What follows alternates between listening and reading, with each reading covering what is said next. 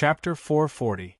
This war, which was originally like a dark cloud hanging over a city, came and went very quickly. In the eyes of many outsiders, the main target of the attack, Unveil International, was still in a slump. Once the US Nasdaq opened, it would almost certainly mean that Unveil International would fall to its lowest point. It might even be forced to be divided up cleanly, with not even a single bone remaining.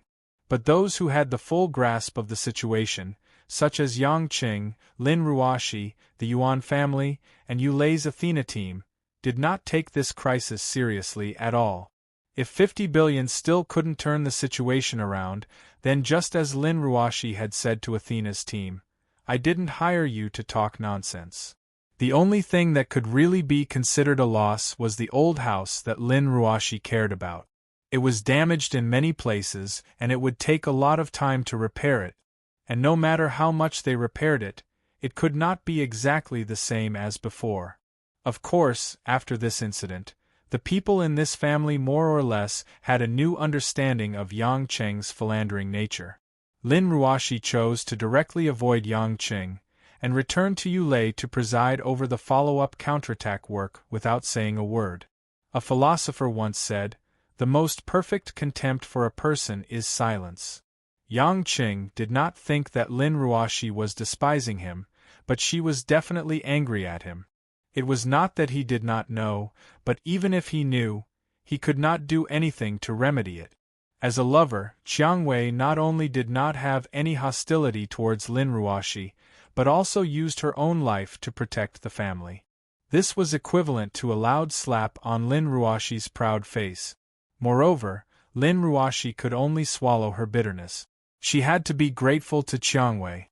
Even if it was Kristen, the talkative woman, who ended everything in the end, Chiang Wei still played a role in delaying time and thus saving everyone.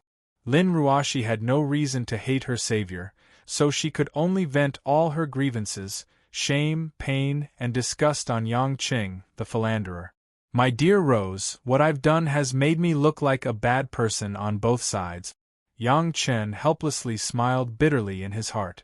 Fortunately, Yang Qing was thick-skinned.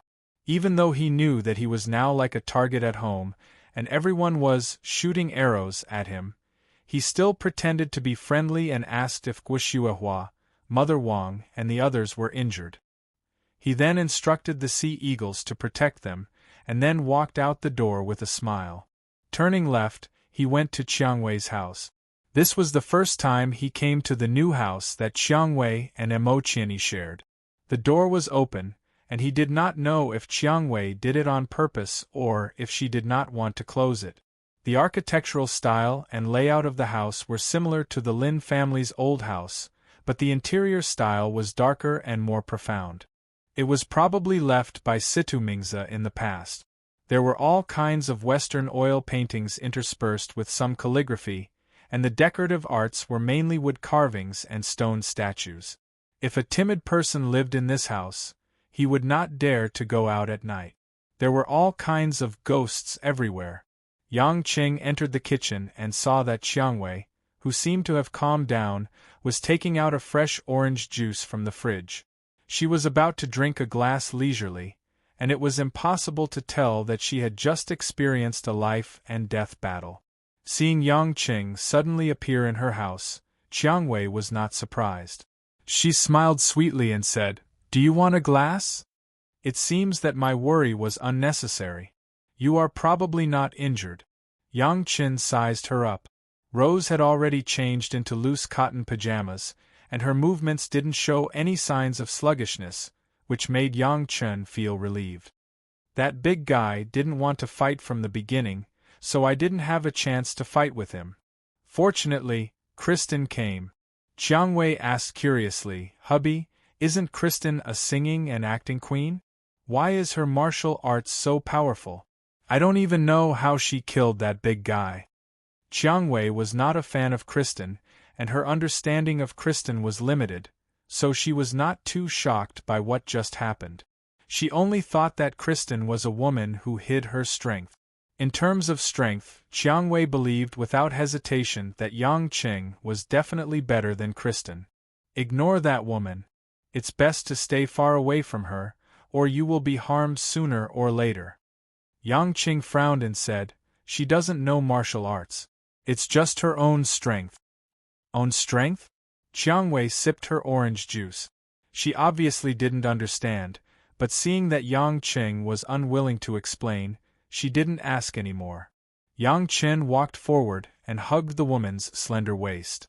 Staring at her beautiful face, he said, I've said it before, I'll help you deal with the dangerous things, but I always seem to be unable to do what I said. If you had wept in my arms and scolded me, I would have felt better. You look at everything as usual.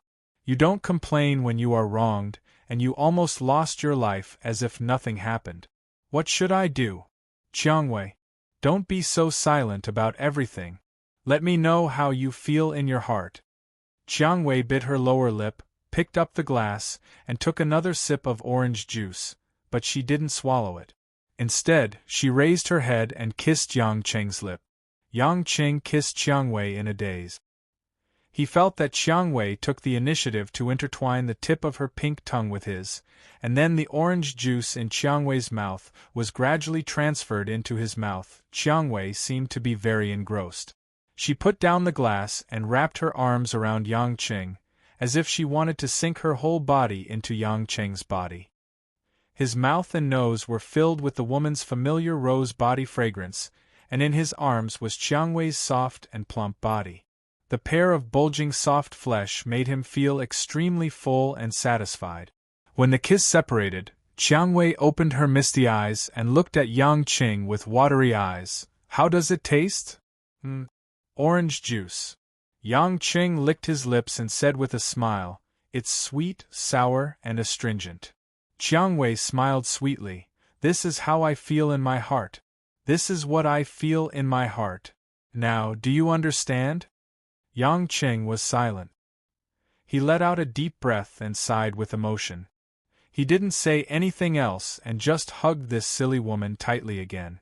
After a long time, Chiang Wei opened her eyes and blinked twice. She said faintly, Actually, I'm fine. I used to wait and wait. But hubby, do you know that Qianni often complains to me that you're an irresponsible bastard? Yang Qing was quite embarrassed and asked, What did little Qianshan say about me? Yang Qing didn't expect that Emo Qianni would actually snitch on him in front of Chiang Wei. If you have any dissatisfaction, tell me. Usually you pretend to be busy every day, how can I take care of everything? That woman deserves a spanking. Qianni said that we haven't come to see us after moving for so long. The two of us combined are not as attractive to you as Lin Ruoxi alone. Other men feel that wildflowers are more fragrant than flowers at home, but you're the opposite. Since you're so biased, we might as well find another man to remarry. Chiang Wei said seriously. Yang Qing didn't know whether to laugh or cry. Lin Ruoxi was now in a cold war with him, and his other two lovers actually had such a big opinion of him. Although Chiang Wei had borrowed Emo Qianni's words, it was obvious that this was also her own thoughts. Don't make this kind of joke in the future. I'll come and see you guys more often. Who asked Qianni to be so headstrong? She won't call me if there's nothing important. I'm just afraid of delaying her work. Yang Qing said. What about me? I'm unemployed right now. Chiang Wei pouted. Unemployed? Yang Qing's expression stiffened, and he jokingly said, Since my darling Chiang Wei is so bored, why don't you open the Red Thorn Society to another city and unify the underworld of Huaxia in the future? Really? Chiang Wei's eyes suddenly lit up, and she said with longing, Since hubby supports me so much, then I'll really go. Yang Qing felt a chill on the back of his head. Why did it seem like a trap? He frowned and said, Darling Chiang Wei, what do you mean by that? Don't tell me you really want to expand the power of the Red Thorns Society? Chiang Wei's eyes wandered, and she didn't mean what she said. Actually, a good boss came to me recently, hoping to cooperate with the Red Thorns Society to expand the power of the Southern Underworld. I'm a little tempted, but I'm afraid that hubby won't allow me to continue, so I asked you. Yang Qing gasped. He had fallen into her trap. It seemed like Chiang Wei already had a plan in mind. Why do you suddenly want to play again? Didn't you feel too tired before and left a lot of things to Rongrong? Yang Qing asked in confusion. Chiang Wei seemed to be a little embarrassed. She lowered her head and said, "Although I've cooperated with hubby's company to invest in, I realized that I'm not cut out for business. I can't help much with those things. Moreover, I'm almost at home every day, and I don't have many friends outside." Many of the brothers and sisters in the society feel that they have lost their drive, and the organization is becoming more and more lax. So, I think it's not a bad idea to expand our power. Yang Qing realized that he had underestimated the unyielding blood in Chiang Wei's bones. Perhaps she was good at enduring emotions, but it didn't mean that she could stay in one place for the rest of her life. Since she was young, she had been influenced by Situ Ming's father. Even if Chiang Wei didn't like killing and blood, it didn't mean that she didn't like fighting for territory and expanding her power. Back then when they annexed Dongxing, Yang Chun saw the raging fire in her eyes. Now, it seemed that the fire was about to be ignited again. People say that if you love someone, you should support them in what they like to do. I didn't expect that I would have to support my woman in expanding the underworld. Yang Qing shook his head and sighed with a smile. Chiang Wei kissed Yang Qing's cheek excitedly. I knew that hubby wouldn't ruin this little wish of mine. As long as hubby agrees, I'm not afraid of anything. Yang Qing naturally understood what Chiang Wei meant. Since he had agreed to let her do these things, he would naturally clean up the mess for her when she was in trouble. In fact, this didn't seem to be a big deal to Yang Qing. Not to mention that Chiang Wei's Red Thorn Society was already one of the largest gangs in the country, so it wouldn't be difficult for them to expand. Moreover, Huaxia couldn't be compared to the mafia in the United States and Europe. Huaxia's underworld was only a small one. Huaxia's strongest gang was an army of more than 2 million people. It was equivalent to giving his woman a little joy in life. Of course, Yang Qing wouldn't mind too much. As for the specific situation, Yang Qing didn't bother to ask more. Chiang Wei was more professional than him in the underworld. Instead, he was reminded by Chiang Wei that he hadn't accompanied Mo Qianni for a long time. That arrogant strong woman with her little tail sticking up. Her mouth was very tough, but in fact, she must have cursed him hundreds and thousands of times in her heart. Yang Qing silently thought. After saying goodbye to the smiling Chiang Wei, he went out and drove to the Yulei International headquarters. At this time, Mo Qianni should still be working overtime. Chapter 441. When he arrived at the headquarters of Yulei International, Yang Qing found that most of the parking lots were full. It was a weekend, but the huge crisis that Yulei was facing made all the employees voluntarily come to the company, regardless of whether they could help or not. After all, Yulei's benefits were too attractive, and everyone in the company was extremely proud. No one wanted to lose such a big tree that they could rely on. Yang Qing suddenly felt that he had not only helped his wife Lin Ruoshi, but also helped countless Yulei employees and their families. Unknowingly, he had done a great deed of charity. Unfortunately, Yang Qing knew that there was no heaven or hell in this world. Otherwise, he could at least save a few levels from hell. Lin Ruoshi's car was not in her exclusive parking lot. Yang Qing guessed that she went directly to the base of the Athena team in the resort. After all, that was the most important core to pass this hurdle. As long as they won the stock market war in the US, Yulei would not only get a comeback, but also a huge fortune. Entering the building, there were white-collar workers in a hurry. Everyone's face was solemn and tired, but no one dared to relax at this time. Lin Ruoshi did not announce that she had obtained enough funds. She wanted to win by surprise, but it was a pity that these employees who thought they were in a difficult situation had to suffer. Taking the elevator to the floor where the finance department was located, it was quiet. Almost everyone was busy in the big internal office. Walking in the wide corridor, it seemed a little lonely.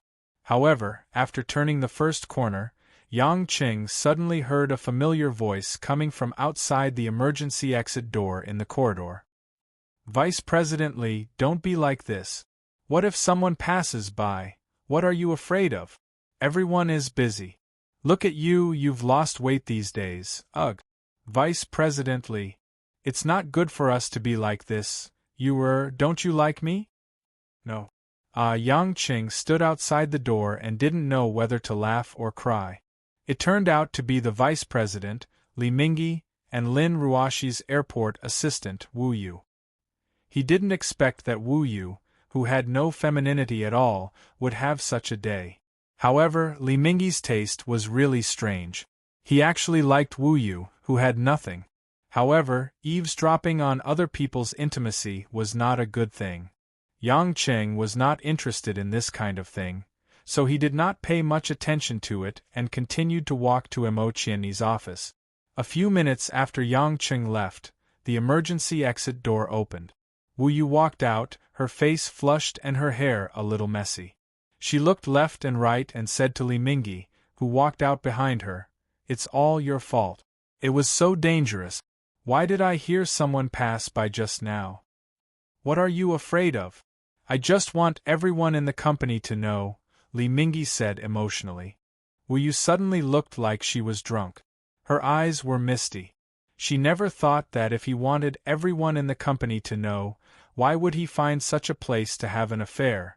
On the other side, Yang Qing swaggered past the big office of the Ministry of Finance.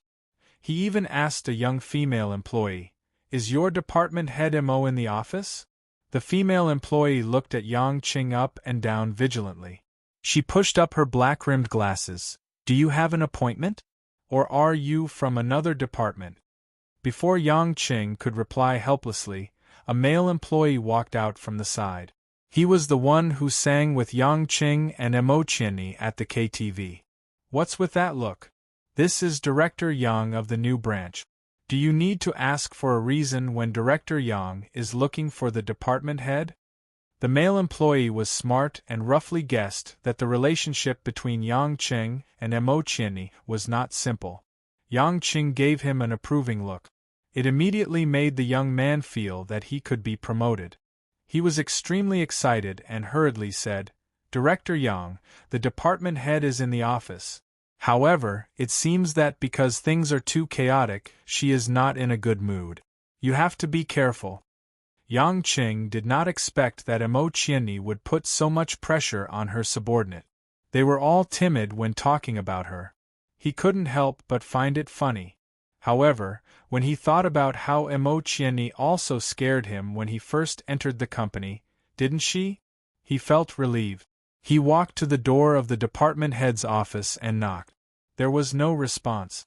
Yang Qing felt a little strange. However, seeing that there was no one around, he was too lazy to care too much. He directly opened the door and walked in.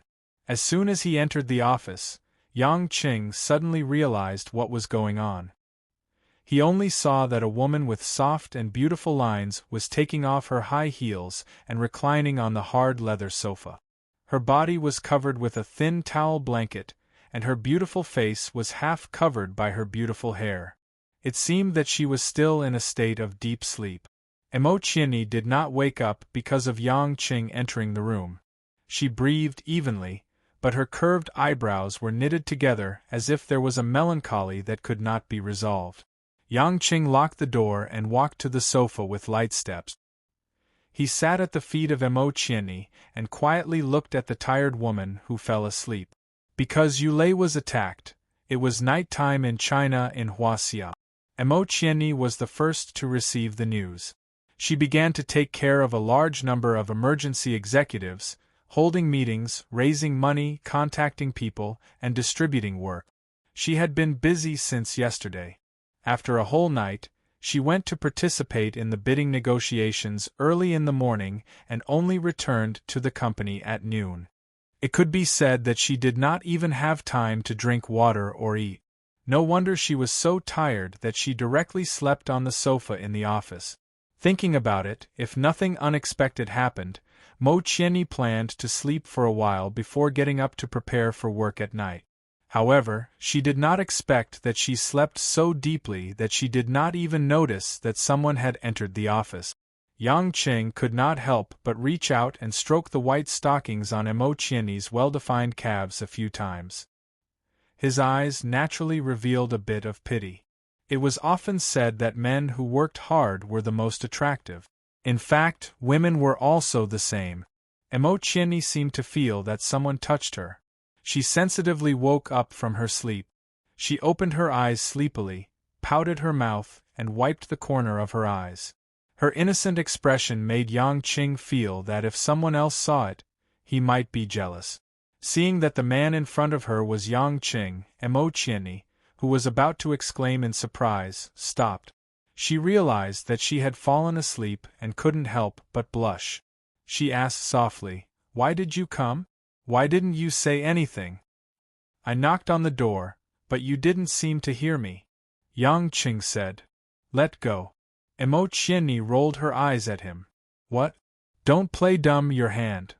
Emo Qianni pouted. Yang Qing's hand had unknowingly grabbed Emo Qianni's 2 pink feet together, and was currently pinching her plump feet with great interest. "We're already an old couple, massage my little Qianqian's feet," Yang Qing said while grinning. Emo Qianni stammered, I haven't bathed for more than a day." "It will smell, nope." Yang Qing exaggeratedly held Emo Qianni's jade feet and sniffed them a few times. He grinned and said, "It's still very fragrant." Emo Qianni was greatly embarrassed. Her pretty face turned red as she nervously looked towards the office door. This man was really messing around. What if someone saw him? How would she be able to face them? "Don't worry." Yang Qing slapped Emo Qianni's foot. "I locked the door." "You really? I'm embarrassed for you. Could it be that you have the legendary foot fetish?" Emo Qianni pouted and forcefully retracted her legs, determined not to let Yang Qing touch them. Yang Qing reluctantly smacked his lips. "Love the house and its crow. If you like a person, of course you also like her feet." "Nonsense," Emo Qianni spat, but she was still very happy in her heart. She knew that Yang Qing was deliberately trying to make her happy. Suddenly thinking of something, Emo Qianni's beautiful eyes shimmered, revealing a hint of laziness that she had just woken up. She whispered, "Hubby, I want you to help me put on my shoes, huh?" Yang Qing suspected that he had heard wrongly. Didn't she just say that she wouldn't let him touch her feet? "I want you to help me put on my shoes." Emo Qianni pouted and said, "Jiang Wei told me that when you put on her shoes, Ruashi saw it. I don't want Ruashi to see it, but I want you to help me put on my shoes." Are you biased? I want what Jiang Wei has."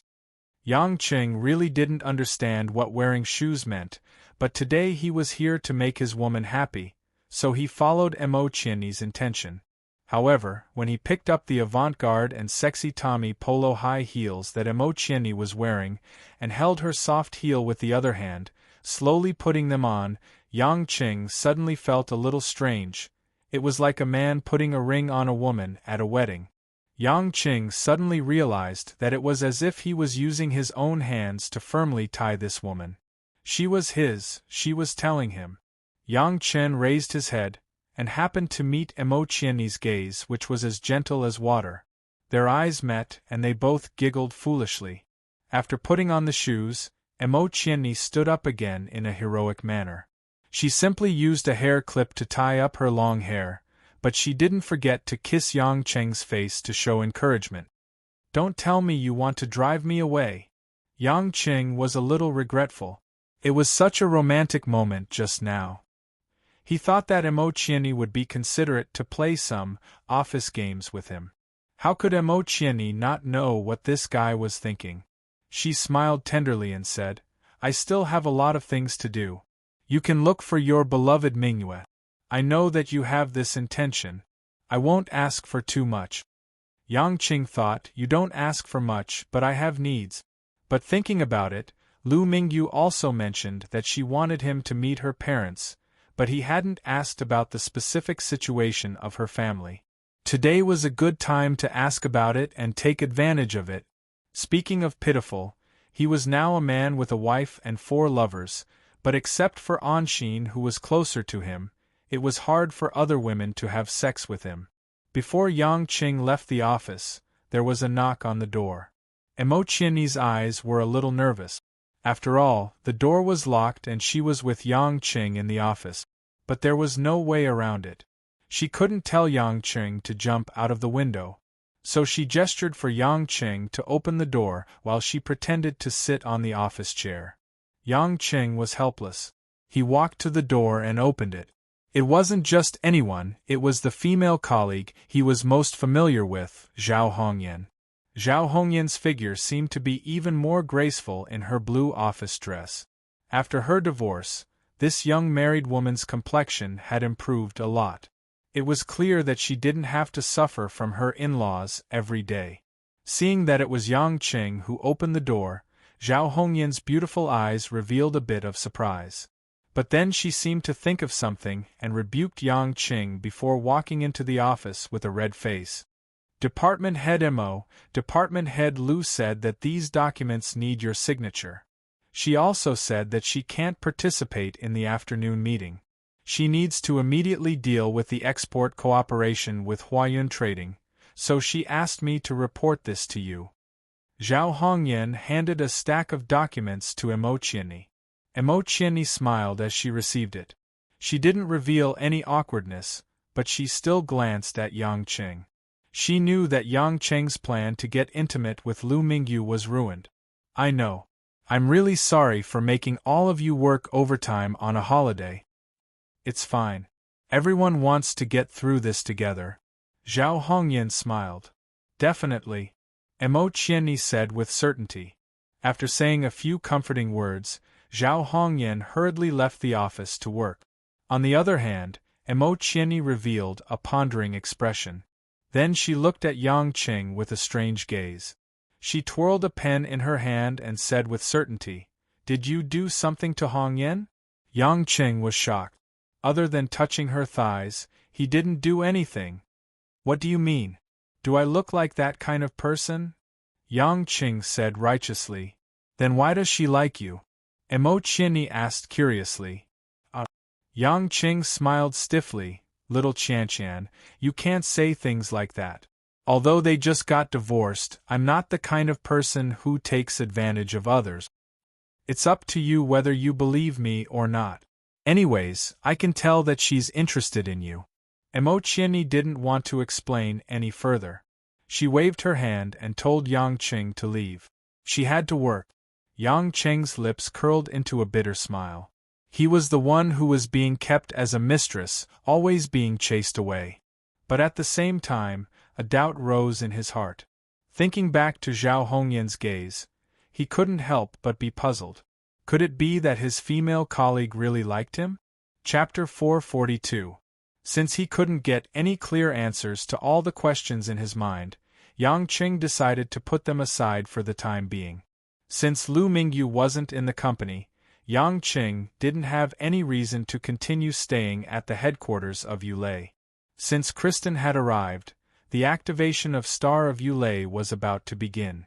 Yang Qing suspected that Kristen didn't tell Zhaoting and Wang Jie that she had arrived in Huaxia ahead of time.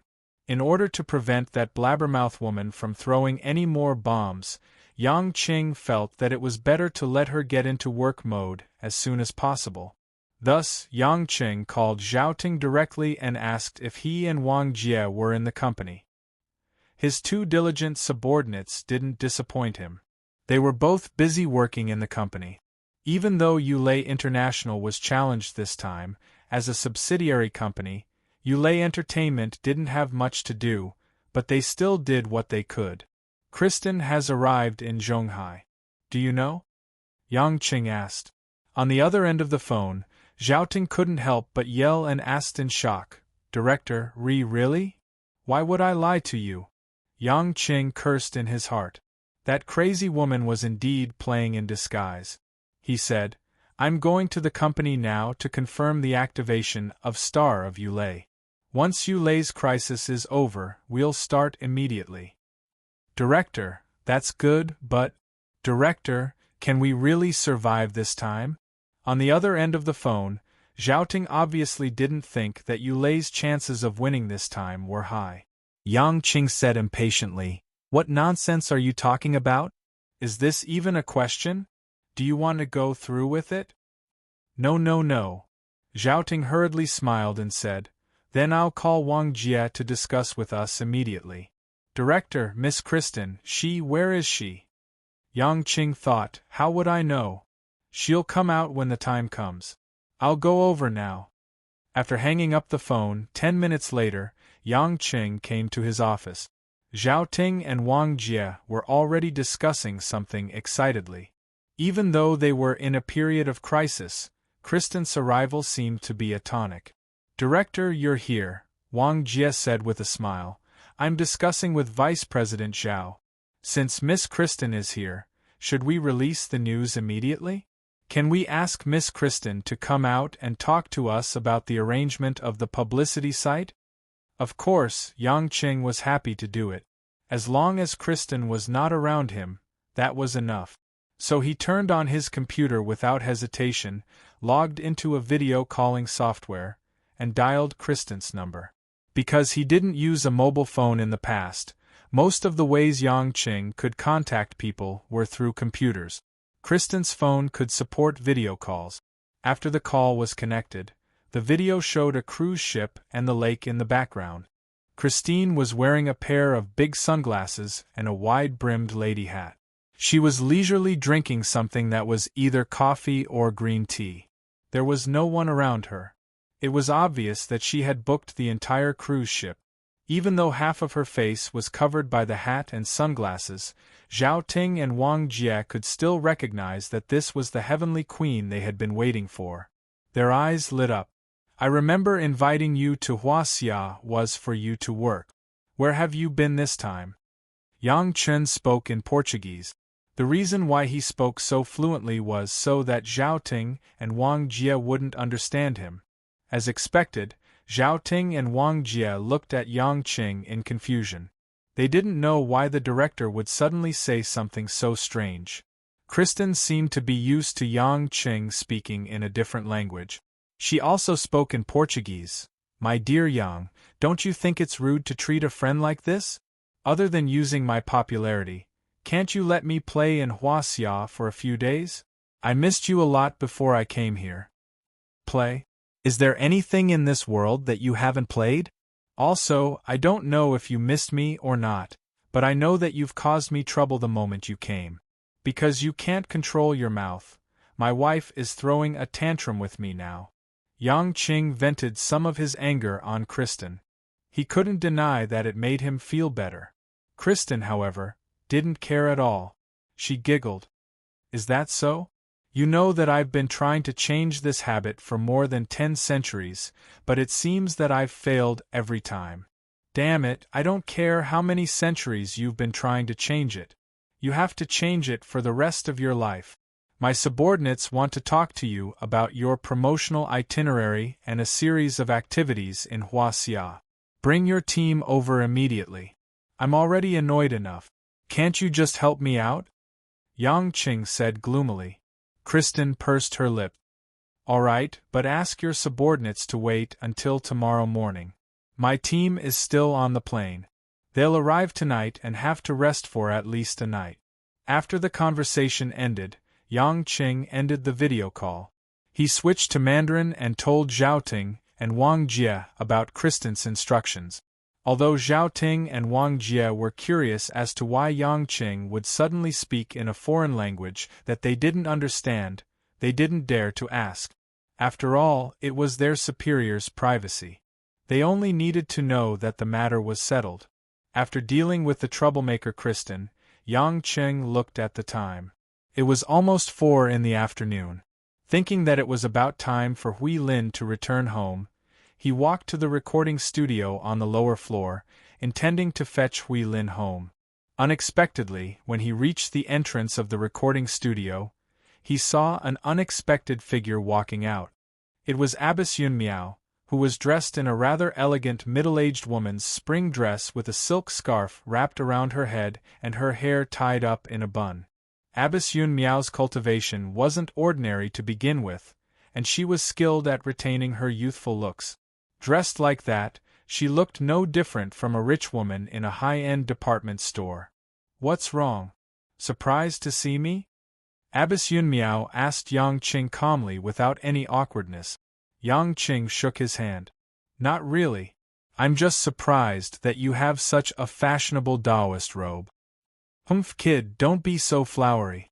My husband is no longer here. As the mistress of the Lin family, I will naturally take off my Taoist robe and return to the secular world to take charge of the situation. You don't have to make fun of my dressing," Abbess Yun Miao said naturally about Lin Jigua being taken away. She didn't feel too sad about it. After all, she was a woman who had gone through many vicissitudes of life. She could endure much more than one could imagine. Yang Qing sighed in his heart. Abbess Yun Miao's actions clearly showed that she had deep feelings for Lin Jigua. Otherwise, she wouldn't have cared about the Lin family's rise and fall. She would have left him to his own devices. Since she cared so much about him, why did she have to get into a fight with Lin Jigua back then? Abbess Yun Miao said coldly, "I'm here today to talk to my precious granddaughter about something. You don't have to think too much about it." "Not much.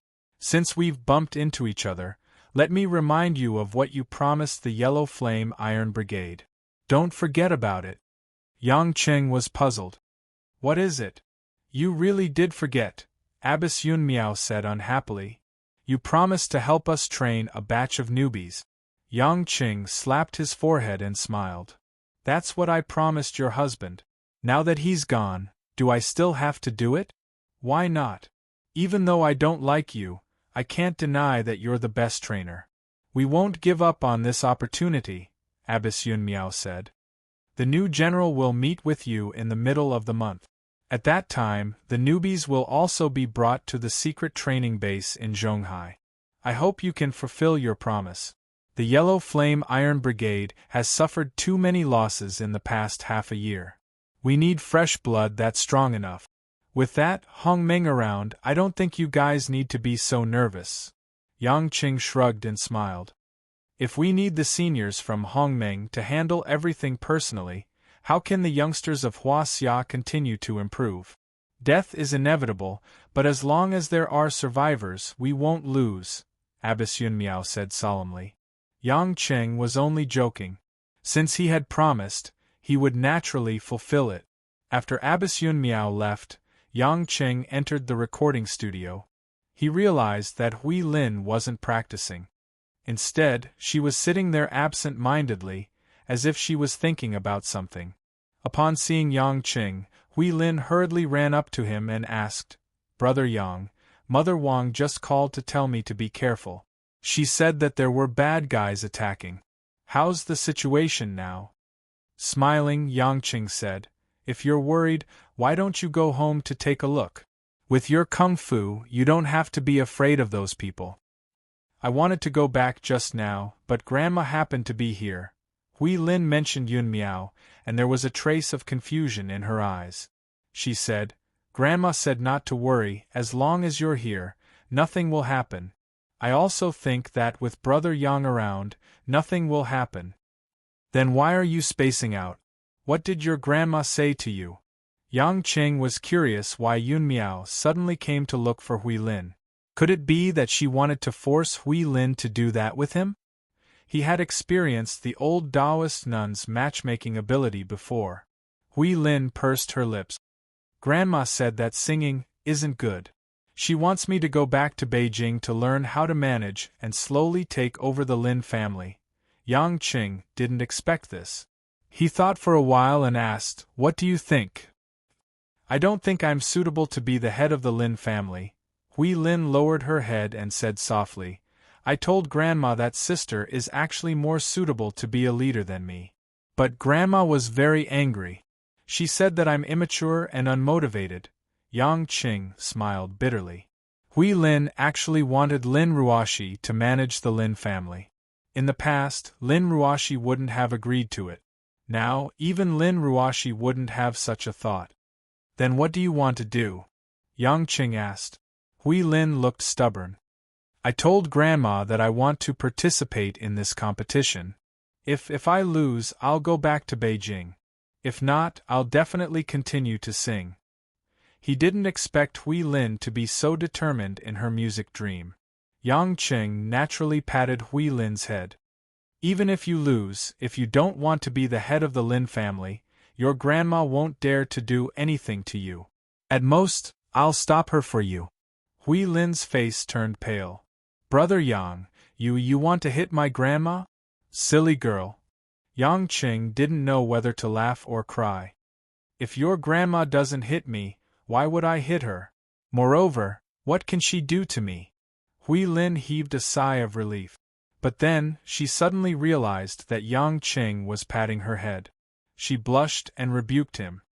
Brother Yang, you can't touch me like this in the future. Unexpectedly, as soon as she finished speaking, a rough and perverted voice came from outside the door. Ha, brother-in-law, is this your little lover too? Where did you touch her? Yang Chen and Huilin turned their heads at the same time, only to see Tang Ju, who was dressed in a hip-hop outfit, wearing a pair of dazzling sunglasses, and a low-collared shirt that revealed a large part of his chest hair, swaggered in, looking like a street bully of the entire old society. Yang Qing had a headache. Where did this guy come from? Chapter 443. Hui Lin quickly dodged to the side, as if she had been electrocuted. When she saw the man who suddenly barged in, she frowned and felt that he looked a little familiar. As soon as Tang Ju walked in front of Yang Chen, he revealed a playful and flattering look. Lowering his voice, he glanced at Hui Lin carefully and sighed in admiration. Brother-in-law, don't worry. I won't tell my sister just because of your tricks. Every man has a few wives and concubines. Not to mention me, even my little brothers have several women as mistresses.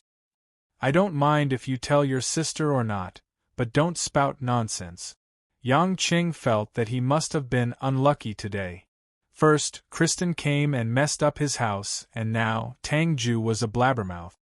I won't spout nonsense. Tang Ju didn't understand what Yang Qing meant. He patted his chest and said, a man has to be loyal.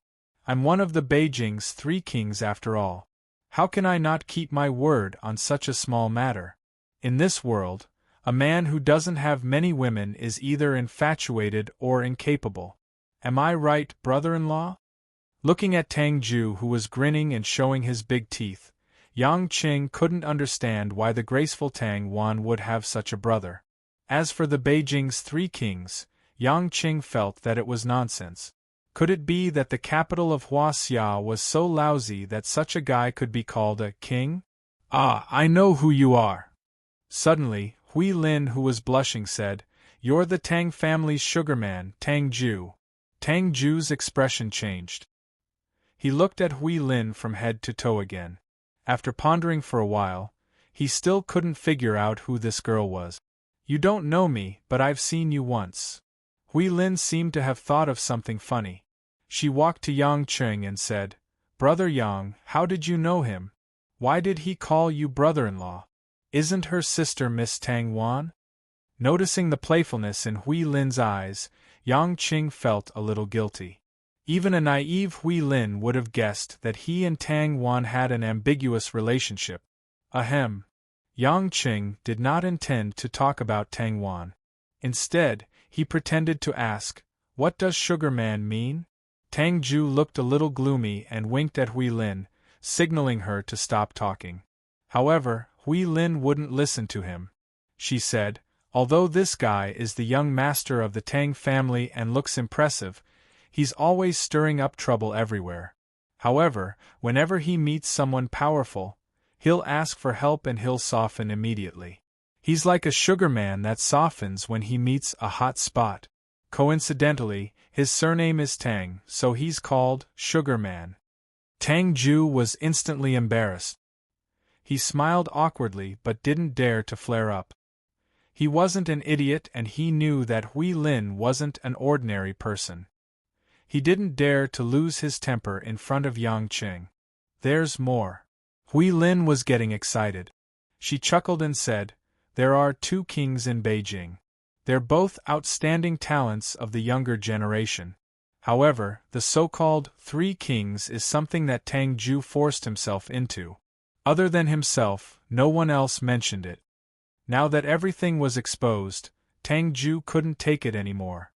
He winked at Hui Lin shamelessly and said, "Beautiful lady, we don't have any grudges against each other. Please let me go." Humph. Hui Lin turned her head away, agreeing not to talk about his elegance anymore. Yang Qing had some understanding of Tang Ju, so he wasn't too surprised. He asked, "Why are you here?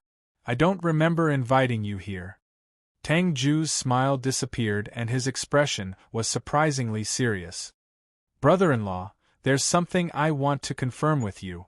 There was a trace of confusion in Yang Qing's eyes.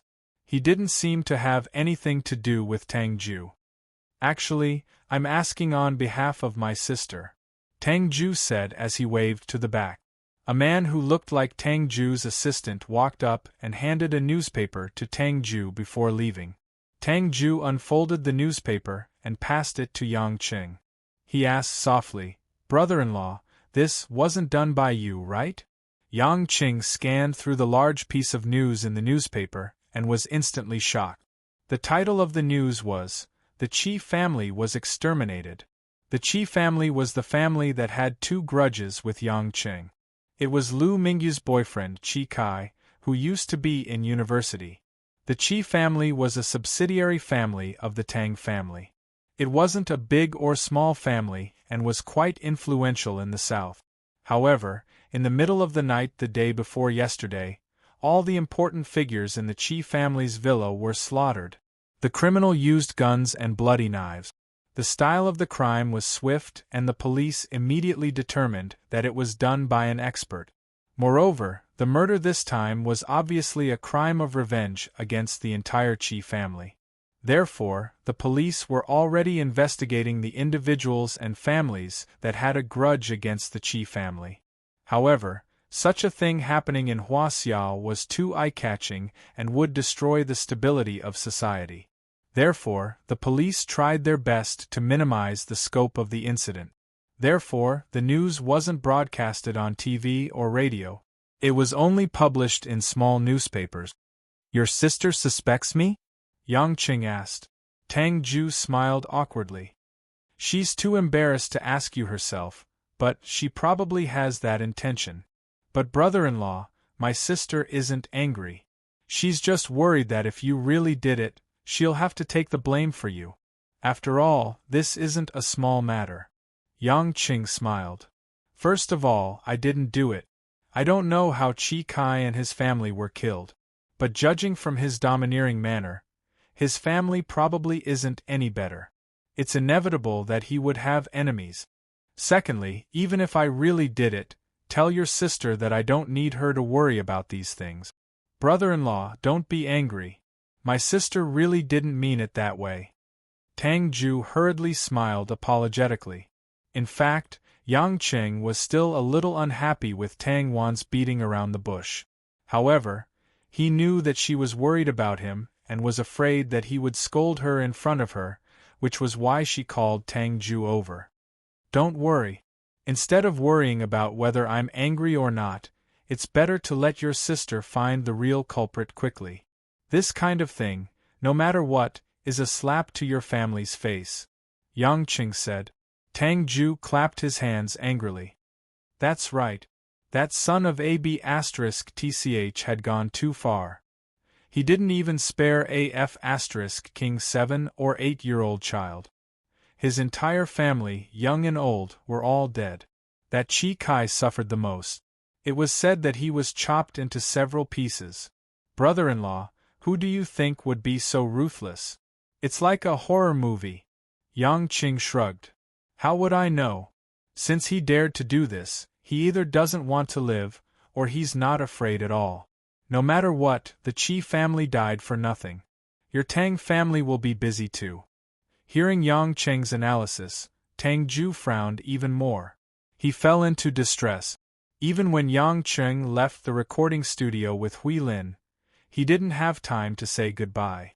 30 minutes later, Yang Qing drove home with Hui Lin. What made Yang Qing feel bad was that there was a white BMW Z4 parked outside. Yang Qing didn't remember that there was a car in Lin Ruoshi's garage. Obviously, an outsider had come to visit. Looking at the mess in the courtyard and the collapsed walls of the villa, Hui Lin's face was full of shame and regret. I'm so stupid. At such an important time, I should have stayed at home to protect Aunt Guo and Mother Wang. Me too. I almost couldn't live in peace for the rest of my life. Yang Qing smiled bitterly. What you need to do now is not to frown. Learn from your mistakes. Hui Lin nodded and forced a smile. She followed him into the house. Although some parts of the house were destroyed, most of it was the same as usual. As soon as Yang Qing walked into the living room, he heard a woman's laughter coming from the dining room. That voice, wasn't it Kristen who came in the morning? This woman had come back to his house after so many twists and turns. Hui Lin looked around curiously. When she saw the blonde woman in the dining room, Guo Shuihua and Mother Wang Zhenxiu talking loudly in Mandarin, Hui Lin cried out in surprise. She covered her mouth with one hand, and her face was pink and her eyes were sparkling. Oh my God, am I dreaming? Yang Qing glanced at Hui Lin, who was acting like a love-struck fool. Hui Lin, are you her fan too? I used to listen to her songs when I was on Mountamay. I hid many of her CDs under my bed. She sang really well. Hui Lin shyly tugged at the corner of her shirt. She sang really well. Yang Qing had heard from Hui Lin that she had a hard time learning music in the past. After all, Abbess Yunmiao definitely wouldn't support her to listen to and learn those songs. However, he didn't expect her to learn them from abroad. Oh, my dear Yang, you're back? And you brought a beautiful little sister with you? Kristen said in surprise, as if she had just noticed Yang Qing. Her acting skills were indeed worthy of an Oscar Best Actress. Yang Qing sighed in admiration. Why are you here again? To freeload, Kristen said matter-of-factly. I flew all the way from the other side of the world for you. Shouldn't you treat me well? You're too stingy to tell me anything. I only found out that you've found your mother. Aunt Guo seemed to be very interested in your romantic past, so I talked to her. Yang Qing clearly felt that the way Guo Shuihua looked at him was a little weird. In short, it was definitely different from before. What did you say? Yang Qing lowered his voice and whispered in Kristen's ear. Kristen blinked her big sapphire blue eyes innocently and spread out her hand. Nothing much. I just told her about how you came to my villa in America 3 years ago and had a naked party with more than 20 famous models. Auntie listened very carefully. Kristen said this in Chinese. Hui Lin, who was at the side, was in a trance. When she heard the words, over 20 famous models and naked party, she immediately came to her senses. When she realized that Kristen was talking about Yang Qing, she couldn't help but cover her mouth again to prevent herself from screaming. Yang Qing felt like banging his head against the wall. For the first time, he realized that even Hui Lin seemed to be telling him how unbearable his past was with her shy eyes, not to mention Guo Shuihua, Mother Wang and Zhenxiu, who had always admired him. In the end, Yang Qing couldn't help but twitch the corner of his mouth. He held his breath and explained seriously, actually, there were 19, not 20. Chapter 444.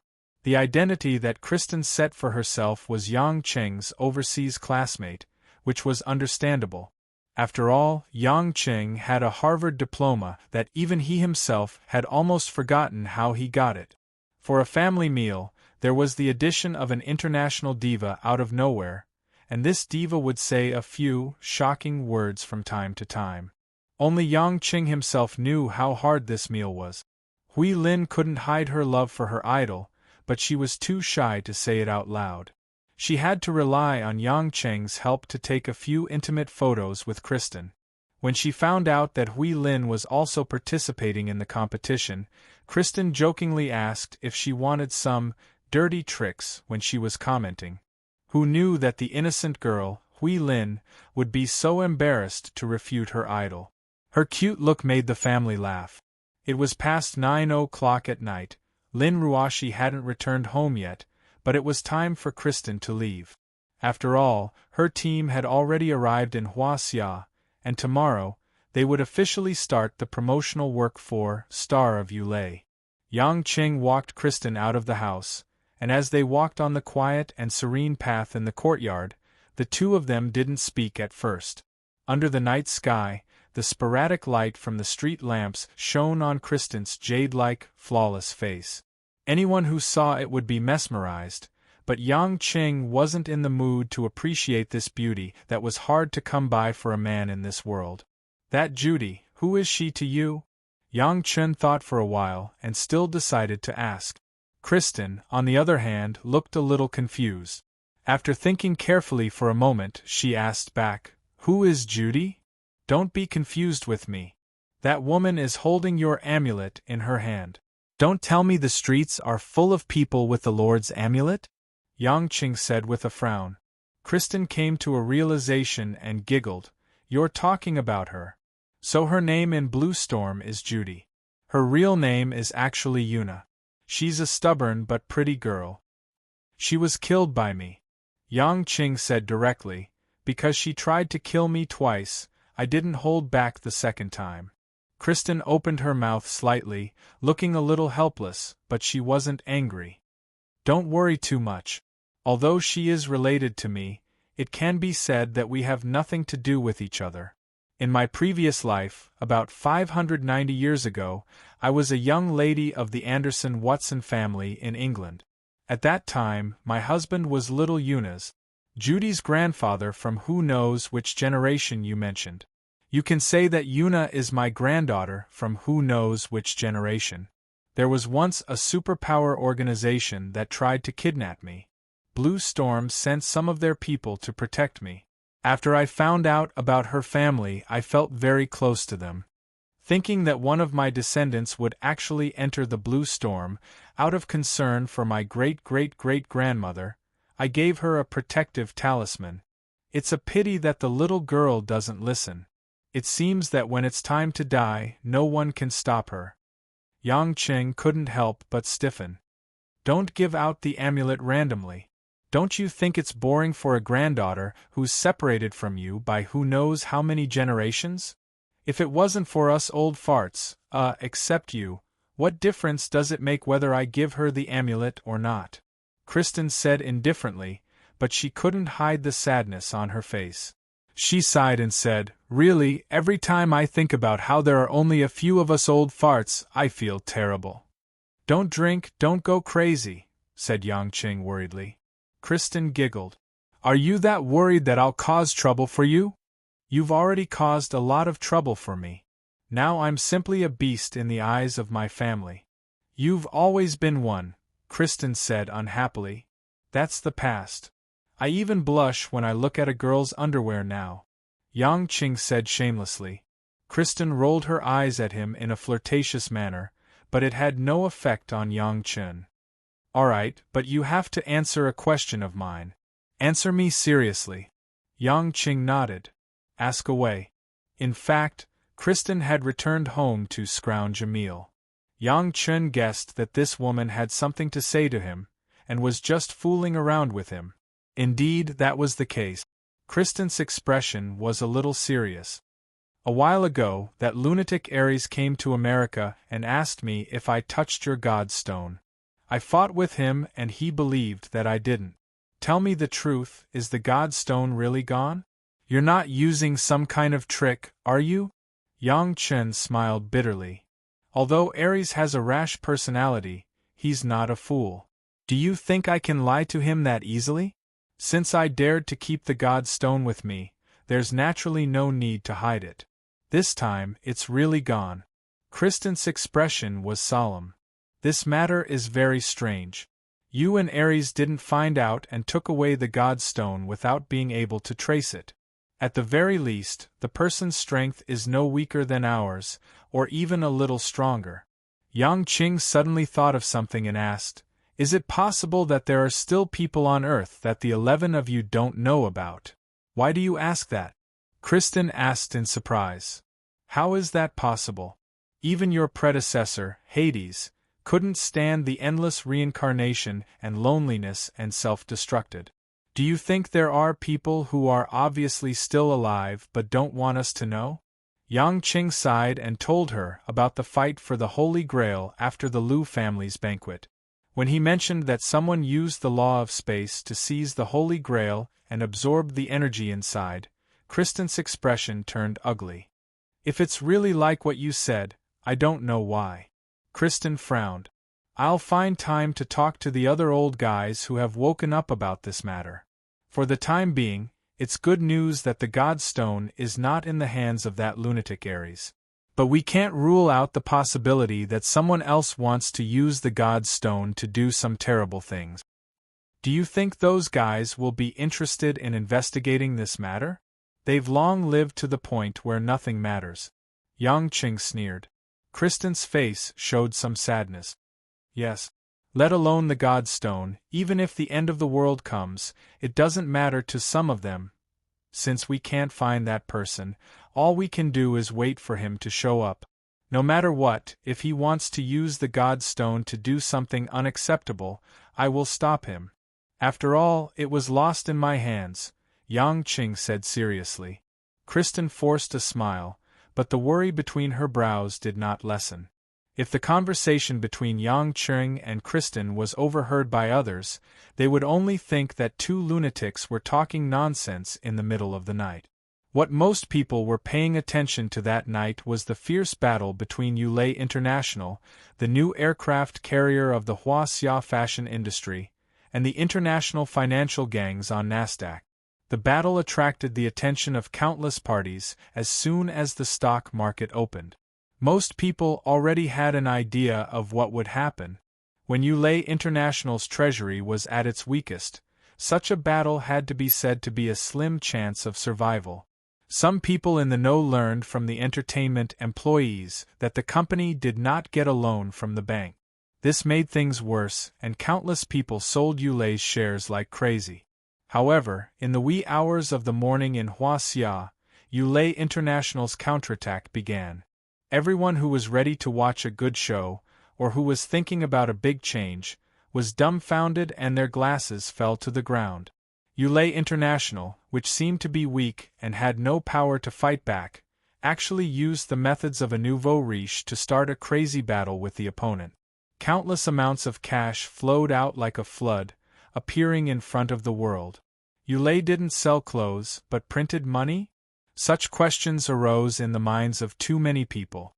At the same time, Lin Ruashi, who was at the base of the resort, silently watched the stock index on the big screen slowly rising. She, who had not rested all night, finally showed a trace of a smile. The members of the Athena team under the high platform worked in full swing. For them, there were only a few days of real work every year, and they dealt with the most difficult problems. But once they started working, they did not sleep or rest, and even forgot to eat or sleep. They did not ask the boss, Lin Ruashi, where did she get so much money. What they wanted to do was to continue expanding the resources at hand. Seeing that the situation was settled, Lin Ruashi did not stay any longer. She had to go back to the company to deal with more things. When this financial war ended, not only did Yulei's funds not decrease, but it would also increase several times. In this way, the future development blueprint of the company in her mind would need to be reformulated and changed a lot. When Lin Ruashi walked out of the resort, all the employees under the company looked at her with incomparable worship and fanaticism. Just like how an army always had an indelible military spirit, in the hearts of the employees of Yulei International, the CEO who always brought them the fruits of victory was their spiritual pillar. Lin Ruashi did not feel anything special. Grandma, I did not let you down, I did not let Yulei fall. Although, most of it was because of that man, but that should be your blessing from the heavens. Gratitude and longing, however, were the thoughts that occupied most of Lin Ruashi's mind. Another person who was also paying attention to this smokeless war was Ning Guodong, who was wearing pajamas and sipping red wine in a certain high-class single-story apartment in Zhonghai.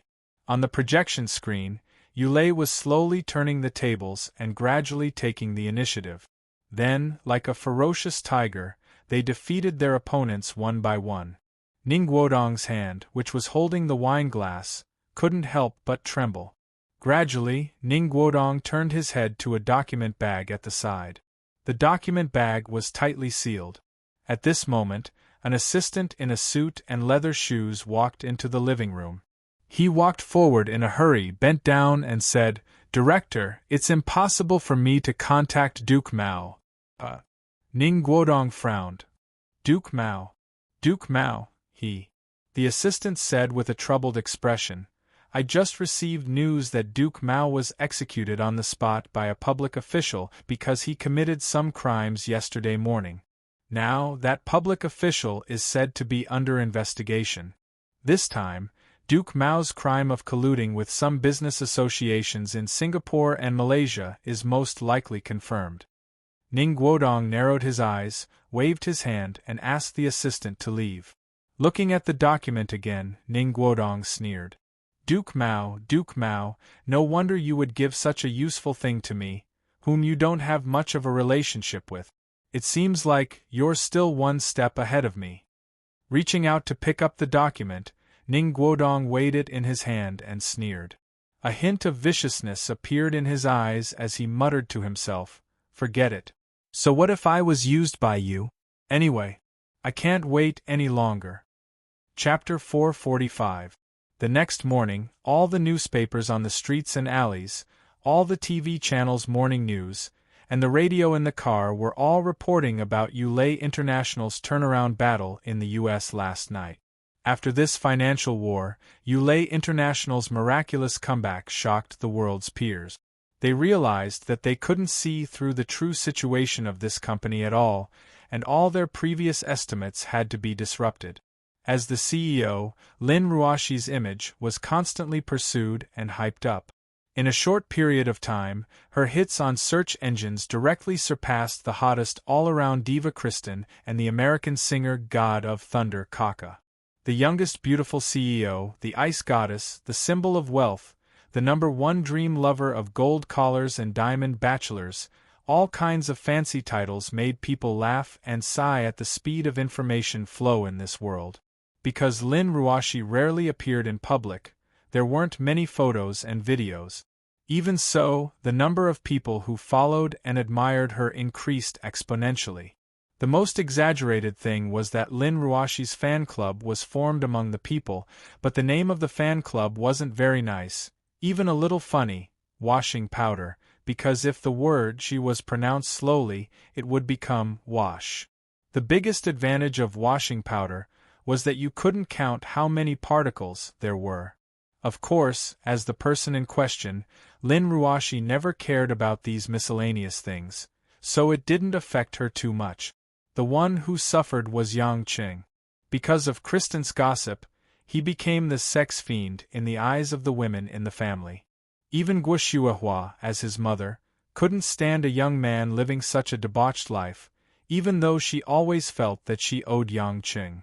When the news came out, the family blamed Yang Qing for hiding the huge crisis that Yulei was facing, and blamed Yang Qing for not caring enough for Lin Ruoshi.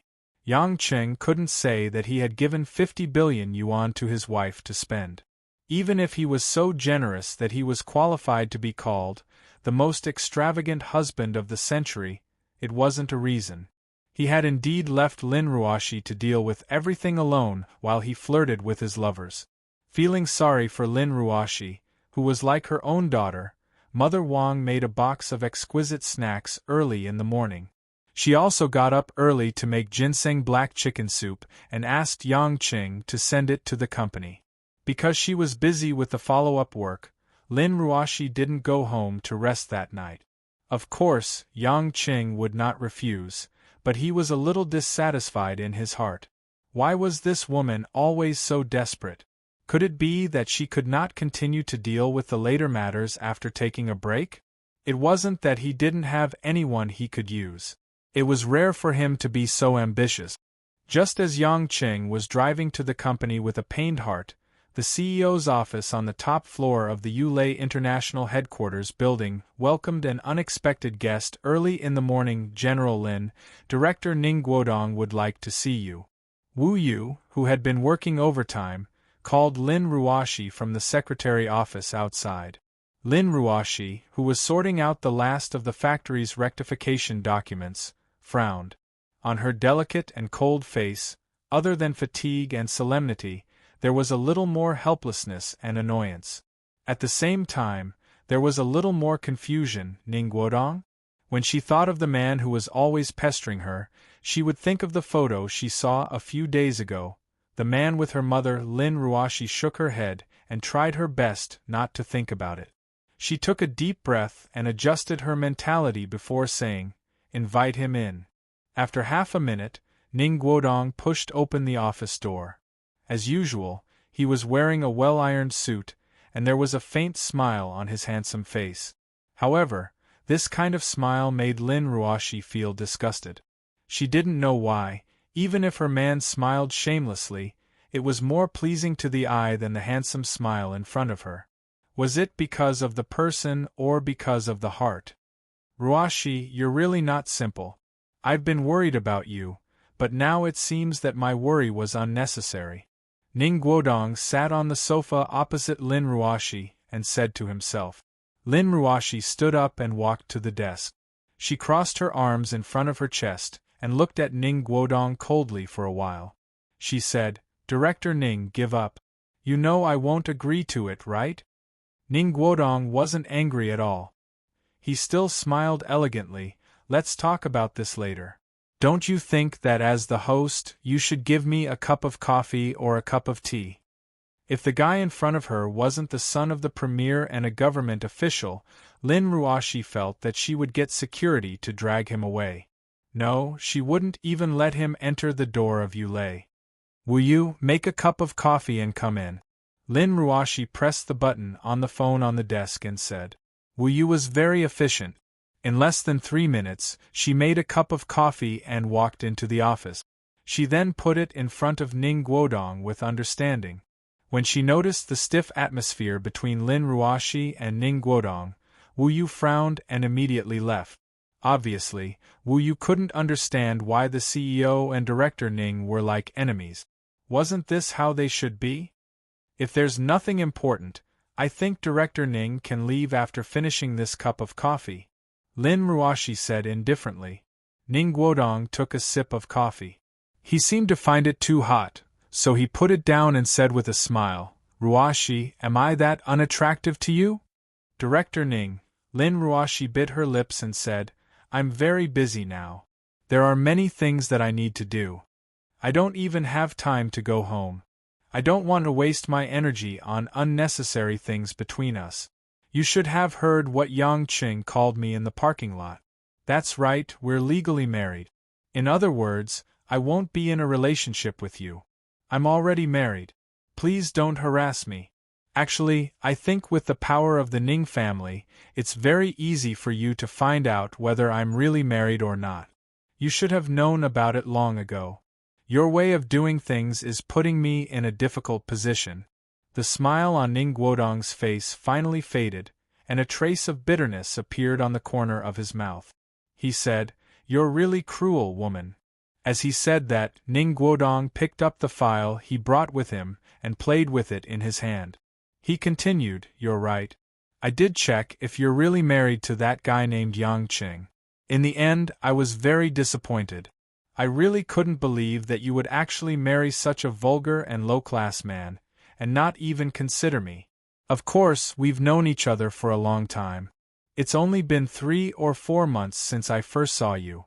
But that guy named Yang Qing, you haven't known him for that long, have you? I don't believe that you're a woman who would impulsively get married. There must be some other reason for you to marry him." Lin Ruoshi's expression didn't change, but she felt a little uncomfortable in her heart. The feeling of being poked at the soft part of her heart wasn't very good. Ning Guodong's eyes showed a bit of sharpness. He said, "I don't care if you're married, and I don't care if you can like me immediately. I don't even care if you hate me now. Do you know, as the first heir of the Ning family, if I want a woman, there's a 70 or 80% chance that no one will refuse me. But I've never really liked any woman. You're the first woman who's ever made me want to possess. I won't allow myself to fail." Such straightforward words made Lin Ruoshi feel a little flustered, but she knew that she couldn't escape. She could only say with a cold face, "Director Ning, feelings can't be forced. Do you want a woman who hates you by your side?" "I don't care." Ning Guodong stood up, and there was a burning flame in his eyes. "I don't care if you like me or not. I don't care if you hate me or even hate me. How many couples do you think are truly devoted to each other in a truly prestigious family? It's not rare for men to find lovers outside, and women to have secret lovers outside. But don't worry, I'm not such a boring person. I only need you. I don't need many women. I just want a woman who can move my heart." Looking at Ning Guodong's somewhat crazy eyes, Lin Ruoshi finally retreated a little. After all, she was just a young woman. In terms of feelings and getting along with men, she had even less experience. "Director Ning, how can you do this? Even if you're a member of the Ning family and the premier's son, can you force someone to remarry you?" Lin Ruoshi's heart was filled with anger. She was already mentally exhausted, and at this moment, her face had traces of a sickly, captivating red. "You're right. Even if I'm a member of the Ning family and my father is the premier, I can't touch you as I please." Ning Guodong sneered, "You're the CEO of a multinational company, and the people outside are treating you like a goddess of wealth, like a fairy. How can a woman like you, who's so high and mighty, be kidnapped by me and locked up like a canary for me?" Ning Guodong's words made Lin Ruoshi's body feel a little cold. This man was like a ferocious beast looking down at her. His somewhat frenzied and aggressive eyes gave Lin Ruoshi a bad premonition. "But," Ning Guodong laughed until his shoulders shook, "but, if the high and mighty fairy was beaten down to the mortal world, even if she couldn't even be considered a commoner girl, just a dirty life that everyone looked down on, tell me, who would care about her fate? At that time, the only one who could take you in would probably be a tolerant man like me, and a man who truly likes you." Lin Ruoshi's beautiful eyes revealed a hint of confusion and uneasiness. She forced herself to calm down and said, "Although I don't know what you're talking about, I think all of this is a waste of effort." "Really?" Ning Guodong coldly snorted and threw the document bag onto Lin Ruoshi's desk. "Maybe after you finish reading this, you won't think so." Lin Ruoshi turned around and looked at the open document bag on the desk. She hesitated for a moment before slowly reaching out to pick it up. Then, she took out a few photocopied documents from inside. When she saw the documents inside, Lin Ruoshi suddenly froze for a moment. Then, her hands unconsciously trembled a little. Her usual calmness seemed pale and powerless at this moment. In her mind, those painful photos once again appeared for no reason. At the same time, Lin Ruoshi opened the cover of the document and read the contents inside. In just 10 seconds, Lin Ruoshi's pair of moist eyes fixed on a certain section of the document. At the same time, her face turned pale, her lips trembled, and the fingers of both her hands stiffened. The documents in her hands fell to the ground with a crashing sound. Chapter 446. Carrying a box of pastries in one hand and a bowl of nourishing chicken soup in the other, Yang Chen wore his usual flip-flops when he walked into Yulei's building. If the security didn't recognize him, he would have been dragged out of the building. Everyone in Yulei was still in a state of ecstasy. Almost everyone who walked by was full of joy, discussing how to celebrate tonight. Those who could work in the headquarters weren't stupid.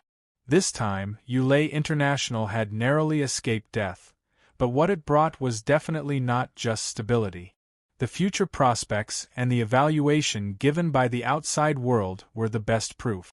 They were like comrades who had gone through thick and thin together and tasted the fruits of victory. The atmosphere in the company became more harmonious, and everything looked beautiful and simple. Yang Cheng's mood was also influenced by these employees.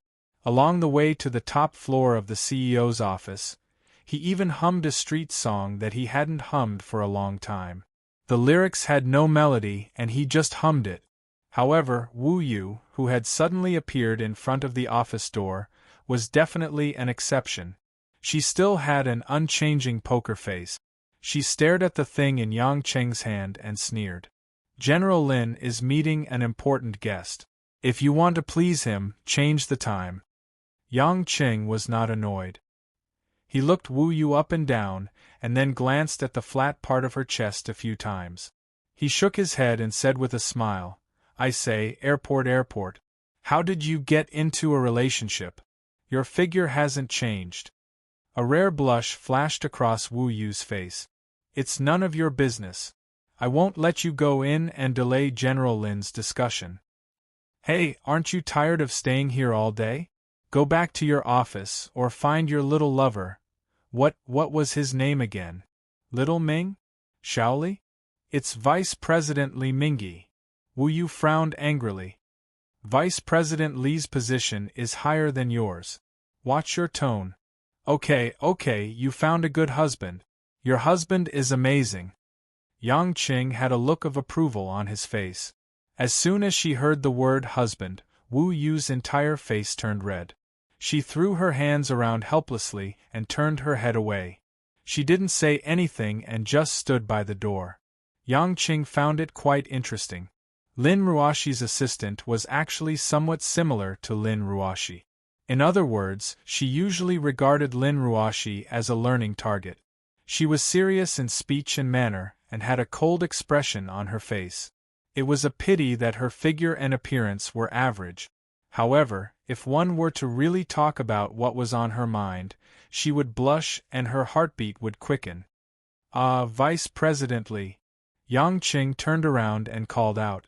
Wu Yu immediately turned her head around and looked at the corridor. However, it was empty. At the same time, Yang Qing naturally pushed Wu Yu away and opened the office door. Wu Yu reacted, but it was too late.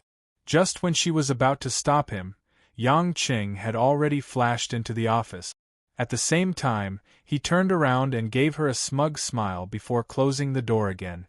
Wu Yu stood outside the office and stamped her feet. Then, she seemed to think of something and giggled shyly. After entering the door, Yang Qing turned around. At first, he thought that Wu Yu was lying to him that Lin Ruoshi had a guest. However, he didn't expect that someone really came, and the person who came was Ning Guodong, who was looking for trouble. What made Yang Qing feel that the atmosphere was not right was Lin Ruoshi's current state. He saw that Lin Ruoshi's expression was a little dull. Her eyes were lifeless, and there was a trace of tears in her eyes. She was holding a few pieces of paper in her hands, and there were some scattered on the ground in front of her feet. Even when Yang Qing entered the door, Lin Ruoshi didn't turn her head to look at him, as if she was possessed. As for Ning Guodong, when he saw Yang Qing enter the room, he frowned in annoyance and sneered, but he didn't say anything. Yang Qing quickly realized that the problem was with the pieces of paper in Lin Ruoshi's hands. His eyesight was excellent, and when he walked slightly closer, he could clearly see the few pieces of paper that had fallen on the ground. He could clearly see what was written on them. The moment he saw clearly what those pieces of paper were, Yang Qing's face sank slightly.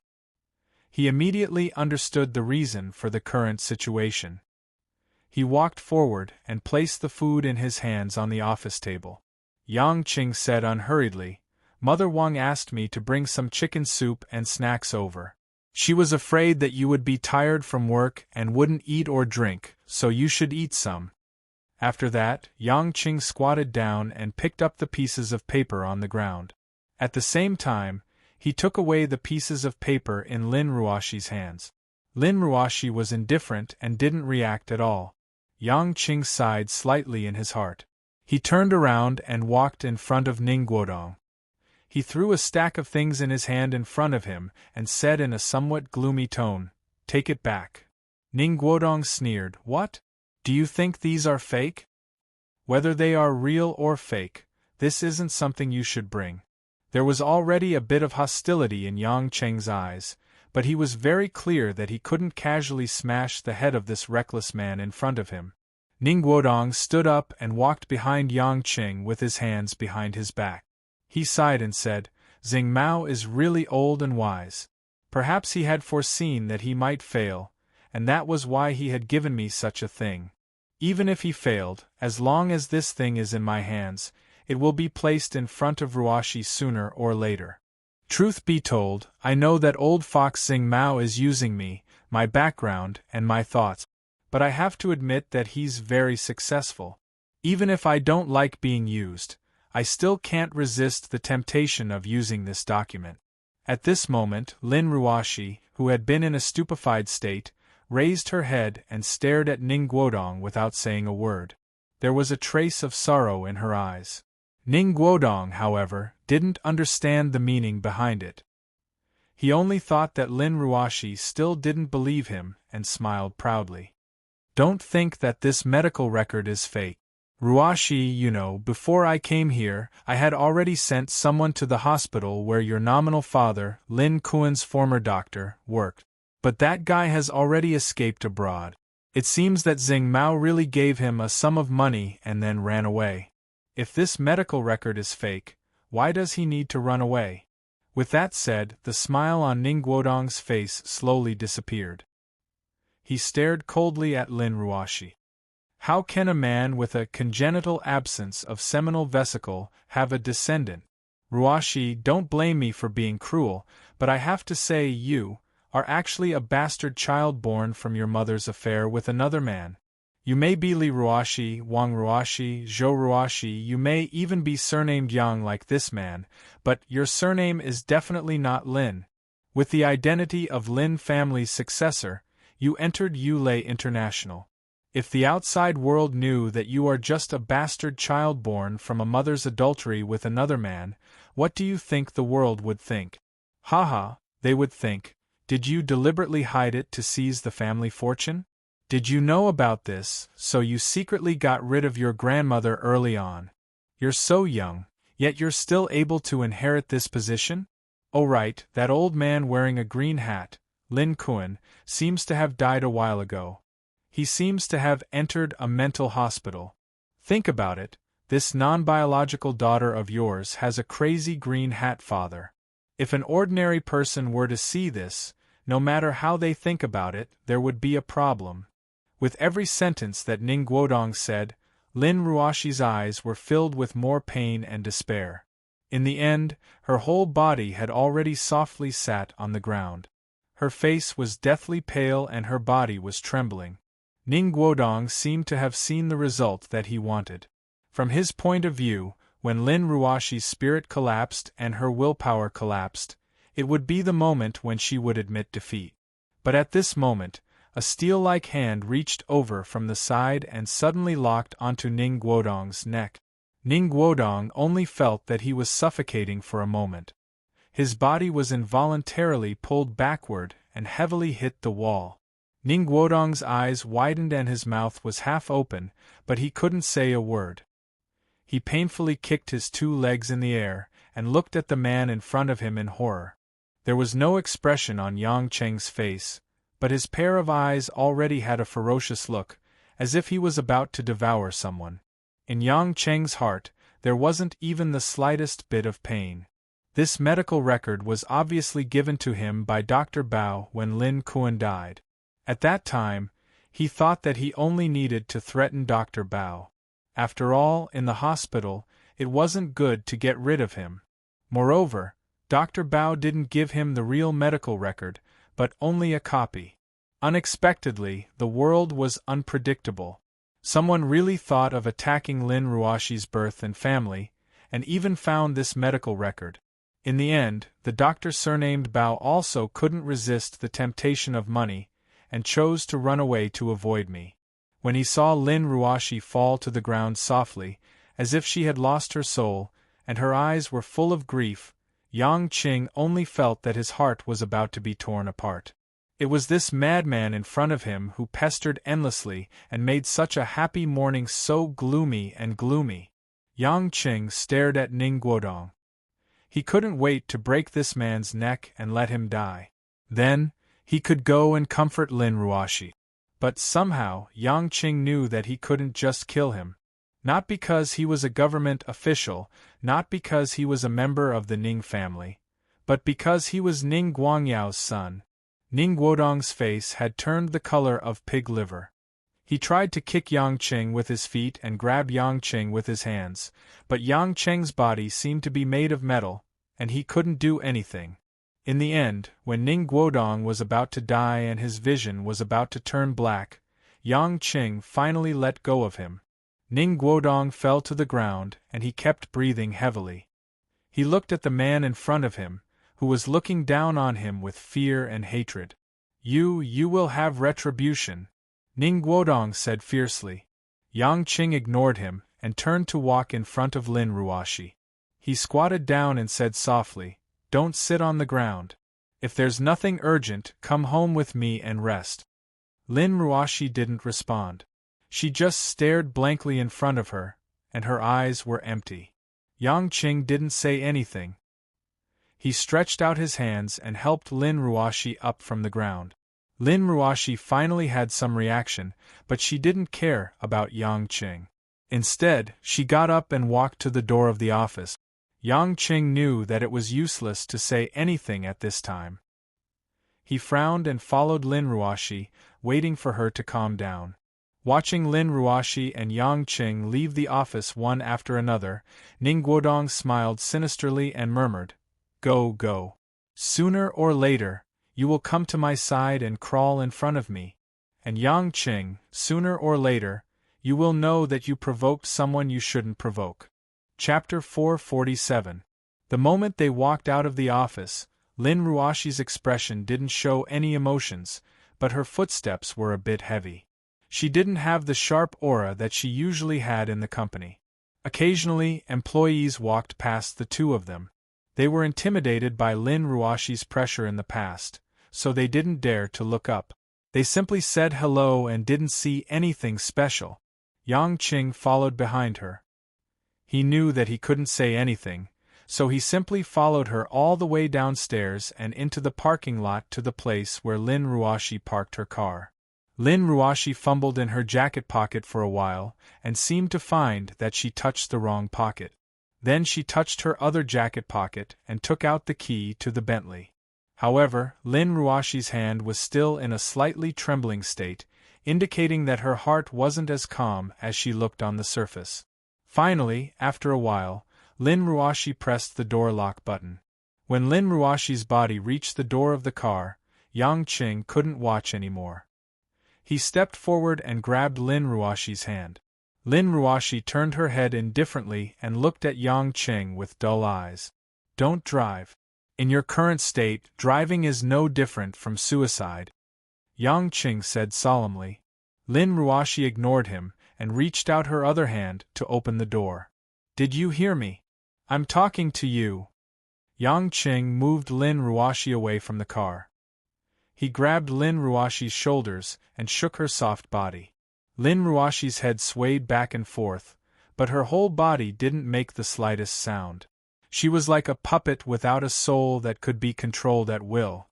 Yang Qing's heart sank, because he clearly saw death in Lin Ruoxi's eyes. Death. This was clearly a madness that disregarded his own life. However, Lin Ruoxi's personality was too introverted.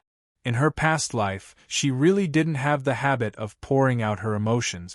Therefore, no matter how big the storm was, she would silently keep it in her heart.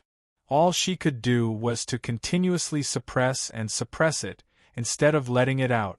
At this moment, Lin Ruoxi was clearly on the verge of collapse, but she was suppressed by her tenacious and even twisted mental barrier. "I won't let you do anything stupid," Yang Qing said with determination in his eyes. Before Lin Ruoxi could open the car door again, Yang Qing hit the back of Lin Ruoxi's neck skillfully. Lin Ruoxi immediately fainted and fell into Yang Qing's arms. Seeing that there was no one around, Yang Qing carried Lin Ruoxi in his arms, walked to his car, and laid her on the back seat. Lin Ruashi's face still looked so calm, like the sparkling surface of a clear lake, so beautiful that it made people feel pity and intoxicated. However, Yang Qing clearly knew that when she woke up again, it might be a terrifying signal. After more than a minute, Yang Qing drove home.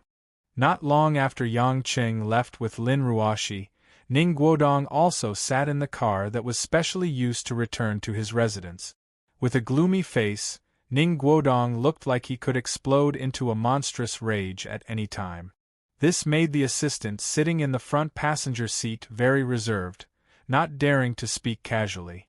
At this time, Ning Guodong suddenly passed the file he had been holding to the front and said, "Send this to all the influential magazines and newspapers in the country.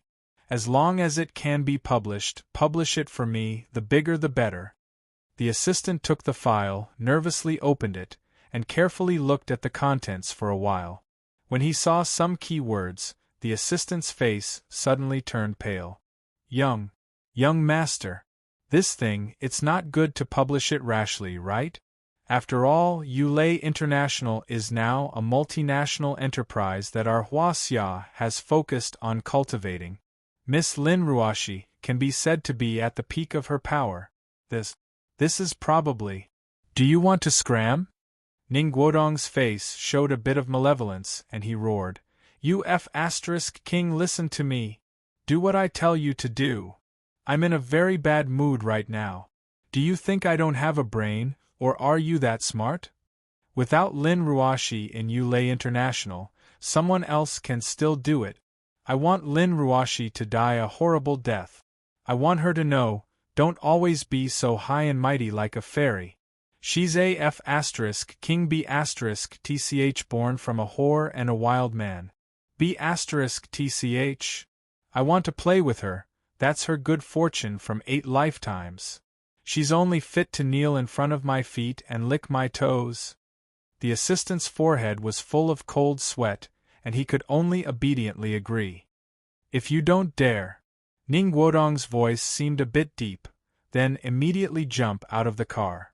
If it wasn't for the inconvenience of being in the car, the assistant would have directly knelt in front of Ning Guodong and hurriedly shouted, I dare. Young master, don't be angry. Only then did Ning Guodong lean back, close his eyes, and a cold smile appeared on the corner of his mouth. He didn't say anything else. However, Ning Guodong didn't notice that the middle-aged driver, who had been silent all this time, was frowning, revealing a bit of a pondering expression. Driving home at an extremely fast speed, Yang Qing carried Lin Ruashi's still unconscious body into the house. Zhenxiu had gone to class, so naturally she wasn't at home. However, Mother Wang and Guoshuahua were watching TV, and when they saw Yang Qing barge in like this, they turned pale with fright. Son-in-law, what's wrong with Miss Yang Qing? What happened to Ruashi? Mother Wang and Guoshuahua ran over worriedly. When Yang Qing said that she had only fainted, they heaved a sigh of relief, but they still asked anxiously why she had fainted.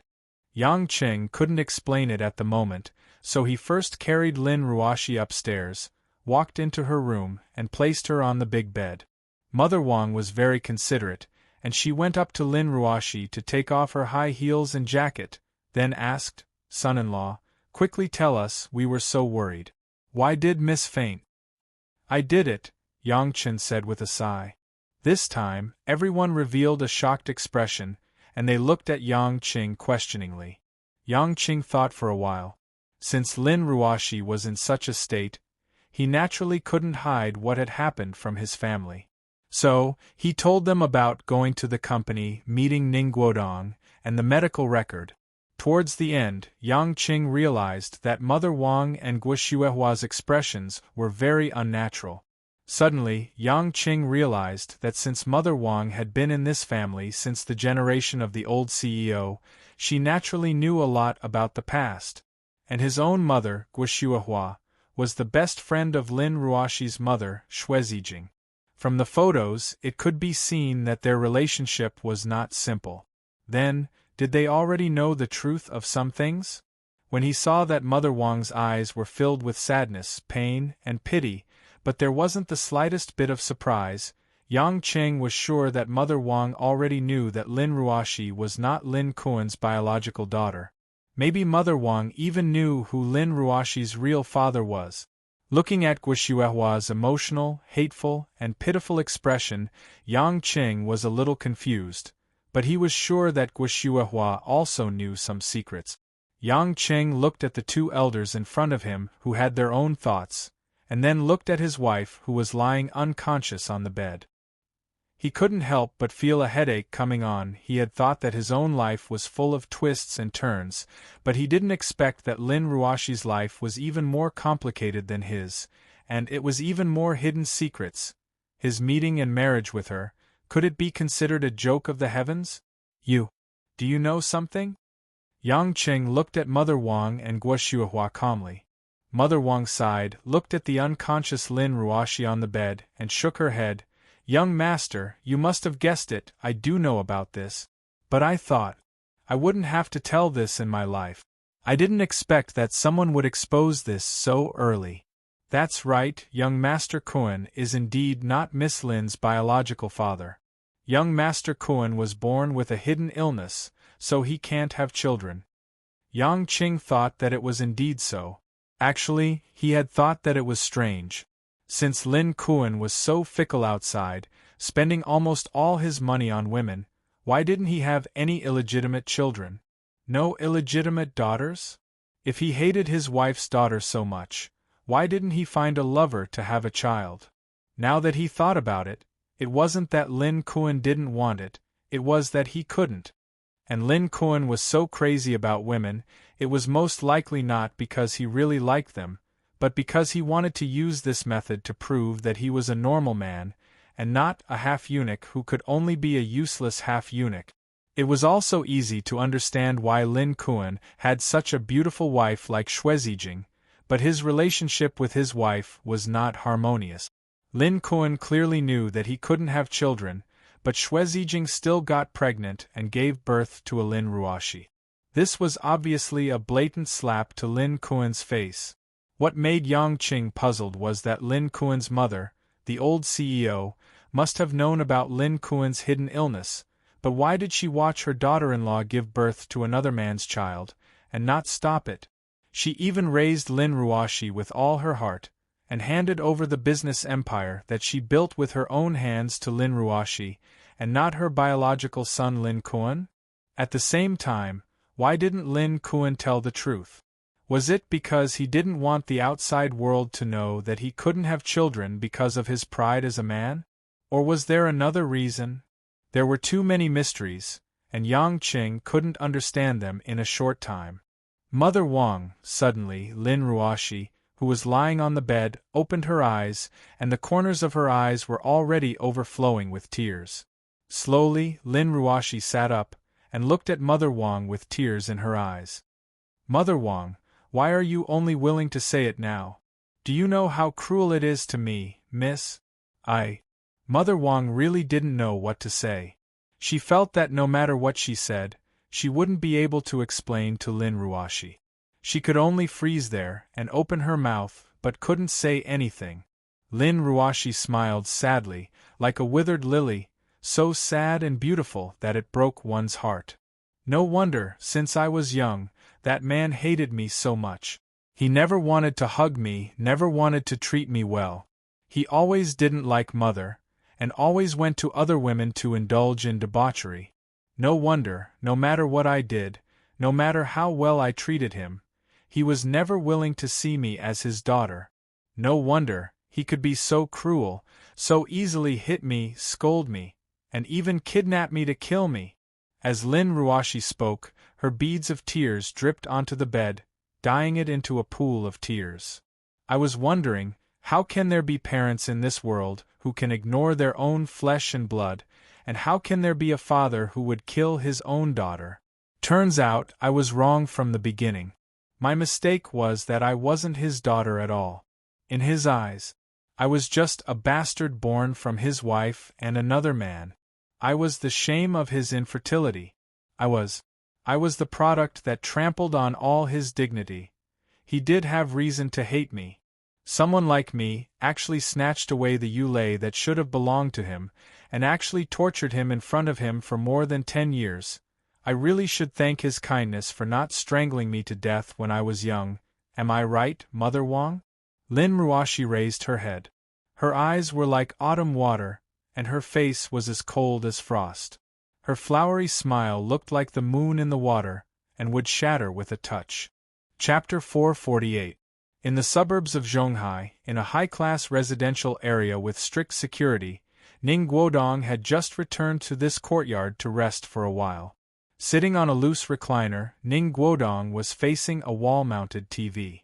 At noon, it was almost all the noon news or morning news reruns. When Ning Guodong flipped through these TV channels, he couldn't help but be annoyed to find that almost every TV channel was broadcasting the financial war that happened last night. The protagonists were naturally Yulei International and Lin Ruoshi. Damn it! Ning Guodong's eyebrows twitched. He finally couldn't hold back the anger in his heart and smashed the remote control in his hand directly at the TV in front of him. The TV screen was smashed by the remote control, and suddenly the screen became blurry. Ning Guodong was too lazy to care. He stood up and impetuously walked to the small bar in the room. He poured himself a glass of Russian imported vodka, raised his neck, and drank it in one gulp. The strong liquor slid across his throat like a knife, which made Ning Guodong feel a little better. He exhaled and even choked some tears in his eyes.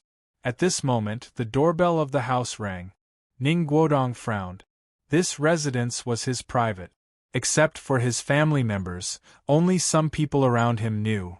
But if they came, why didn't they let him know in advance? Ning Guodong didn't think it was a dangerous situation. Not to mention that no one dared to touch him, there were bodyguards standing outside. He walked slowly to the door and opened it. But he didn't expect that when he opened the door, it was Ning Guodong's unexpected father, Ning Guangyao. Dad? Ning Guodong called out in confusion. As far as he knew, at this time, Ning Guangyao should be rushing back to Yanjing to participate in the most important election of the National People's Congress. Why did he suddenly come to my place and not tell me in advance? Ning Guangyao looked at his son expressionlessly. You won't let me in? Oh, of course. Ning Guodong felt that the atmosphere wasn't quite right, but he still let Ning Guangyao in. Ning Guangyao was not only his father, but also the head of the Ning family and Hua Xia's premier. He was also the only person he had ever feared. Ning Guangyao had his men wait outside while he entered the house. Ning Guodong, who was behind him, tactfully closed the door. The security of the house was very good. It was absolutely soundproof inside and outside. Ning Guangyao walked into the living room and saw the smashed TV. He frowned but didn't say anything. Instead, he looked around the room. Ning Guodong was speechless. He thought that his father would ask him why he smashed the TV, but his father didn't ask. It didn't make sense. However, he couldn't guess what his father was thinking. How much did you spend on this house? Ning Guangyao suddenly asked. Ning Guodong was stunned. He looked a little troubled. In the end, he clenched his teeth and said, I didn't spend any money. It was a gift from the real estate company. Ning Guangyao nodded. He didn't seem surprised and said, You must have received a lot of gifts like this, right? Ning Guodong felt strange seeing that his father wasn't angry. He said, Actually, not a lot. Dad, I'm not an idiot. I won't touch things that I shouldn't touch. Is that so? Ning Guangyao turned around with a strange light in his eyes. Tell me, what shouldn't you touch? Ning Guodong was startled. He didn't dare to meet his father's gaze. An invisible pressure was expanding in his heart. I will definitely not touch anything that will harm the country and damage the reputation of our Ning family. Ning Guodong clenched his teeth and said. Ning Guangyao asked again, Do you think you've done it? Ning Guodong pondered for a moment and said, People are not saints. Everyone makes mistakes. But, father, I believe that even if I didn't do everything, I definitely didn't make any big mistakes until now. You should know that I have never had any complaints in the department. Whether you do well or not, it's not something that can be determined by whether someone writes a letter or not. Good or bad, it's important to the heart. Ning Guangyao's eyes gradually became gloomy. He said, I originally thought that I was a successful father. Although you're not particularly talented, not particularly intelligent, at least you're a dutiful person, an obedient son. In this world, if anyone wants to become a qualified leader, the most important thing is to first learn how to be led. In the past, you've always been led by me humbly. This is actually nothing to be ashamed of. I like this about you. The other families will be envious of the Ning family for having a descendant like you. But, Guodong, why, at this time, on this kind of matter, why aren't you willing to listen to me? Ning Guodong felt a chill down his spine. He laughed dryly and asked, Father, I don't know. What are you talking about? I think there's some misunderstanding in between? Misunderstanding? Ning Guangyao suddenly felt that it was ridiculous. He snorted and laughed a few times before saying, You still want to hide it from me? Or, have you really become so insensitive? Ning Guodong's brain couldn't wrap around it. He stood there in a daze. Ning Guangyao turned his back and sighed. Then he said, Who allowed you to send that kind of thing to the national media without permission? Almost instantly, Ning Guodong's legs began to tremble. He gulped, unable to say a word. Do you think that it's fine if you don't say anything? Do you think that after doing something like that, you can just let it go? Ning Guangyao turned around and looked at his son coldly. Guodong, could it be that in your heart, when the descendants of the Ning family pursue their other half, they use such unscrupulous methods? To destroy, to strike, to take revenge and pursue a married woman? Ning Guodong suddenly raised his head. He seemed to have thought of something and cried out involuntarily, Dad! You sent people to spy on me? Only then did Ning Guodong come back to his senses. He hadn't told Ning Guangyao about the series of things from when he met Xing Mao to today's meeting with Lin Ruoxi. The people around him didn't dare to speak carelessly either. The only possibility was that Ning Guangyao had already sent people to monitor his every move. Suddenly, Ning Guodong realized that he really didn't understand his father. His father, who was originally as fair and open-minded as the sun, actually had such dark and unknown methods? In fact, he was spying on his own son. So what if I am? If it wasn't for that, if you really made a fuss about this matter, would I still have to clean up your mess? Ning Guangyao was burning with anger. He didn't even hesitate to curse. Ning Guodong's breathing quickened. He lowered his voice and asked, Dad? Actually, I've always had a question. Why do you care so much about that woman? Even if she's the CEO of a multinational company, so what? She's just a little slut born from an illicit affair between a cheap woman and a wild man. Shut up. You're not allowed to say that about her. Ning Guangyao shouted angrily. Isn't that the case?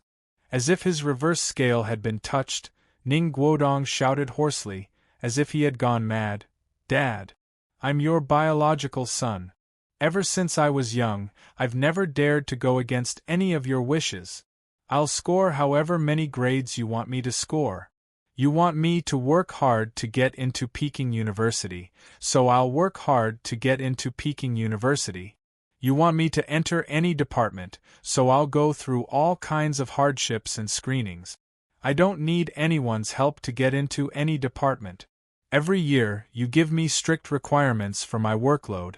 Even the number of times I can meet the elders in the family, you strictly limit me. I never complain, I never get angry. Because I know that you're doing this so that I can inherit everything from the Ning family. But today, I just want to find a woman for the rest of my life. Is it too much to ask for such a pitiful request? So what if Lin Ruoxi is married? So what if she's the CEO of a multinational corporation? Her marriage doesn't even have a wedding ceremony. What's the difference between that and not being married? Could it be that in this upper-class circle, it was rare to snatch a woman? In a society where it's not even a big deal to keep a mistress, is it too much for me, Ning Guodong, to only want one woman? Unfilial son. You. How dare you say such things? You. Kneel. Ning Guangyao scolded angrily. His body began to tremble violently. The corner of Ning Guodong's mouth twitched, but he still knelt on the ground. He looked up at Ning Guangyao and said loudly, I can kneel, but that's because you're my father, you're the highest official in Huaxia's government. It's not because I feel that I deserve what I've done. I've only used methods that match that woman's status to do all of this. As long as that medical record is made public, Lin Ruoxi will become a lowly bastard, and her legal right to inherit Yulei will be denied. It's her and that dead bitch who cheated everything to this day. The entire society will look down on her, and think that she killed Lin Kuan, killed the old CEO, and took everything away. At that time I'll make her my woman, and who will know? Isn't that the truth? Pa! With a crisp sound, Ning Guangyao rushed forward and directly slapped Ning Guodong in the face.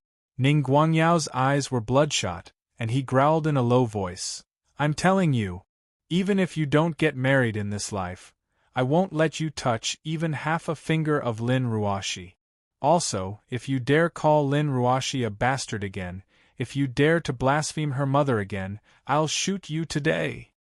It was unknown if he had been slapped silly, or if he had heard Ning Guangyao's never said such evil words, but Ning Guodong touched his red face, completely stunned on the spot, and his eyes darkened.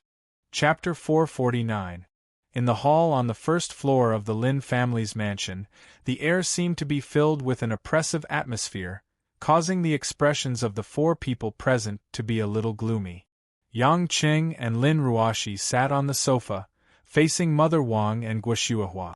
The tea on the table had already turned cold, but no one thought of drinking it or changing the hot water, because no one was in the mood to do so. As Mother Wang slowly narrated, Yang Qing and Lin Ruoxi gradually solved some of the mysteries. Back then, as Lin Jigua's lover, the old CEO gave birth to Lin Kuan. In order to protect herself and not be oppressed by Abbess Yun Miao's wife, the old CEO brought her son Lin Kuan and spent a lot of effort to establish Yulei International. Of course, Lin Jigua there was a reason why Lin Jigua would not leave a son like Lin Kuan alone. However, the old CEO did not tell Lin Jigua that Lin Kuan was defective. He had a congenital absence of seminal vesicles. Although this kind of illness would not affect a normal married life, it would definitely not allow him to have a child. The old CEO was not stupid. She knew that if she wanted her son Lin Kuan to be able to live a peaceful and carefree life, she must not let Yulei fall. She must not let Lin Jigua know that he had a useless son. The thing that wealthy families feared the most was having no descendant. The Lin family did not have many children, so Lin Jigua especially valued Lin Kuan, who was born to his lover. If he knew that Lin Kuan was a chicken that could not lay eggs, then the care he gave to Lin Kuan would be greatly reduced. It had to be said that after the old CEO experienced Lin Jigua's selective betrayal of his feelings and career, his feelings for Lin Jigua were more about using the Lin family to stabilize and develop Yulei International. It was also because of the old CEO's decisiveness and ruthlessness that she maintained a cold heart towards Lin Jigua, coaxing him and hating him at the same time, which made Lin Jigua take great pity on her and her son.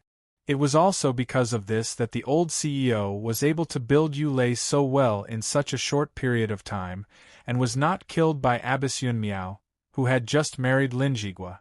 As time went by, Lin Kuan gradually grew up. He also gradually discovered that he was different from other men. He knew that he wasn't a real man, but the old CEO strictly told him that this matter must be kept secret. In fact, even if the old CEO didn't mention it, Lin Kuan would never admit that he was infertile in front of the public. For a man like him who indulged in sensual pleasures, not being able to have children was a shameful matter. He would never allow anyone to know about this. Therefore, it was exactly what the old CEO wanted. When Lin Kuan reached marriageable age, the old CEO brought Xue Zijing, the orphan daughter of the Xue family in Huaxia, to Zhonghai to become the Lin family's daughter-in-law. At this point, Mother Wang sighed softly and said, "At that time, I had only been in this family for a few years. I only found out about a lot of things before the old CEO passed away." However, the old CEO didn't say why he chose Miss Mother, Madame Xue, to marry young Master Kuan. "I only know that at that time, Madame Xue didn't seem to be living a good life. She was ostracized by many people in Beijing, and it was only with the old CEO's help that she agreed to marry young Master Kuan. However, both of them knew about each other's situation before they got married, and they didn't have any feelings for each other. The marriage was just a formality. Although young Master Kuan and Madame Xue slept together occasionally, they didn't usually talk. Until one day, Madame Xue suddenly got pregnant. To outsiders, the Lin family's young madam getting pregnant was a joyous event. Even if Lin Kuan had always been a prodigal son, as long as the Lin family had a descendant, in the eyes of Yulei International's employees and the outside world, it meant that Yulei International had a successor. Only the people in the family knew what it meant. Xue Zijing had a secret meeting with another man. "Speaking of young madam, she's also a somewhat strange woman." Mother Wang frowned and thought for a long time before she came up with this description. She seemed to be very indifferent to everything. Even when she was pregnant with someone else's child, she still calmly stayed at home and did her usual things. Reading books, watering the plants, tasting tea, sitting on the balcony and basking in the sun, as if everything was so normal. At that time, I remember that the old madam wasn't in a good mood. However, I don't know why, but one day, young madam and the old madam had a long talk in the room. After that, the old madam didn't seem to mind young madam's pregnancy anymore. After that, she even warned young Master Kuan in front of me not to do anything to young madam and the child. It seemed like she was very protective of young madam and the child in her womb. I think that night, young madam and the old madam must have talked about something very important, but, until now, I still don't know what they talked about. However, it must be the reason why the old madam didn't object to young madam giving birth to the child. Speaking up to this point, Mother Wang looked at Lin Ruoxi affectionately and lamented, "At that time, the child that was still in young madam's womb has become another young madam in the blink of an eye. Miss, can you understand how gratified and happy I feel every time I see you?" Lin Ruoxi didn't say anything, but the frozen expression on her face showed signs of melting.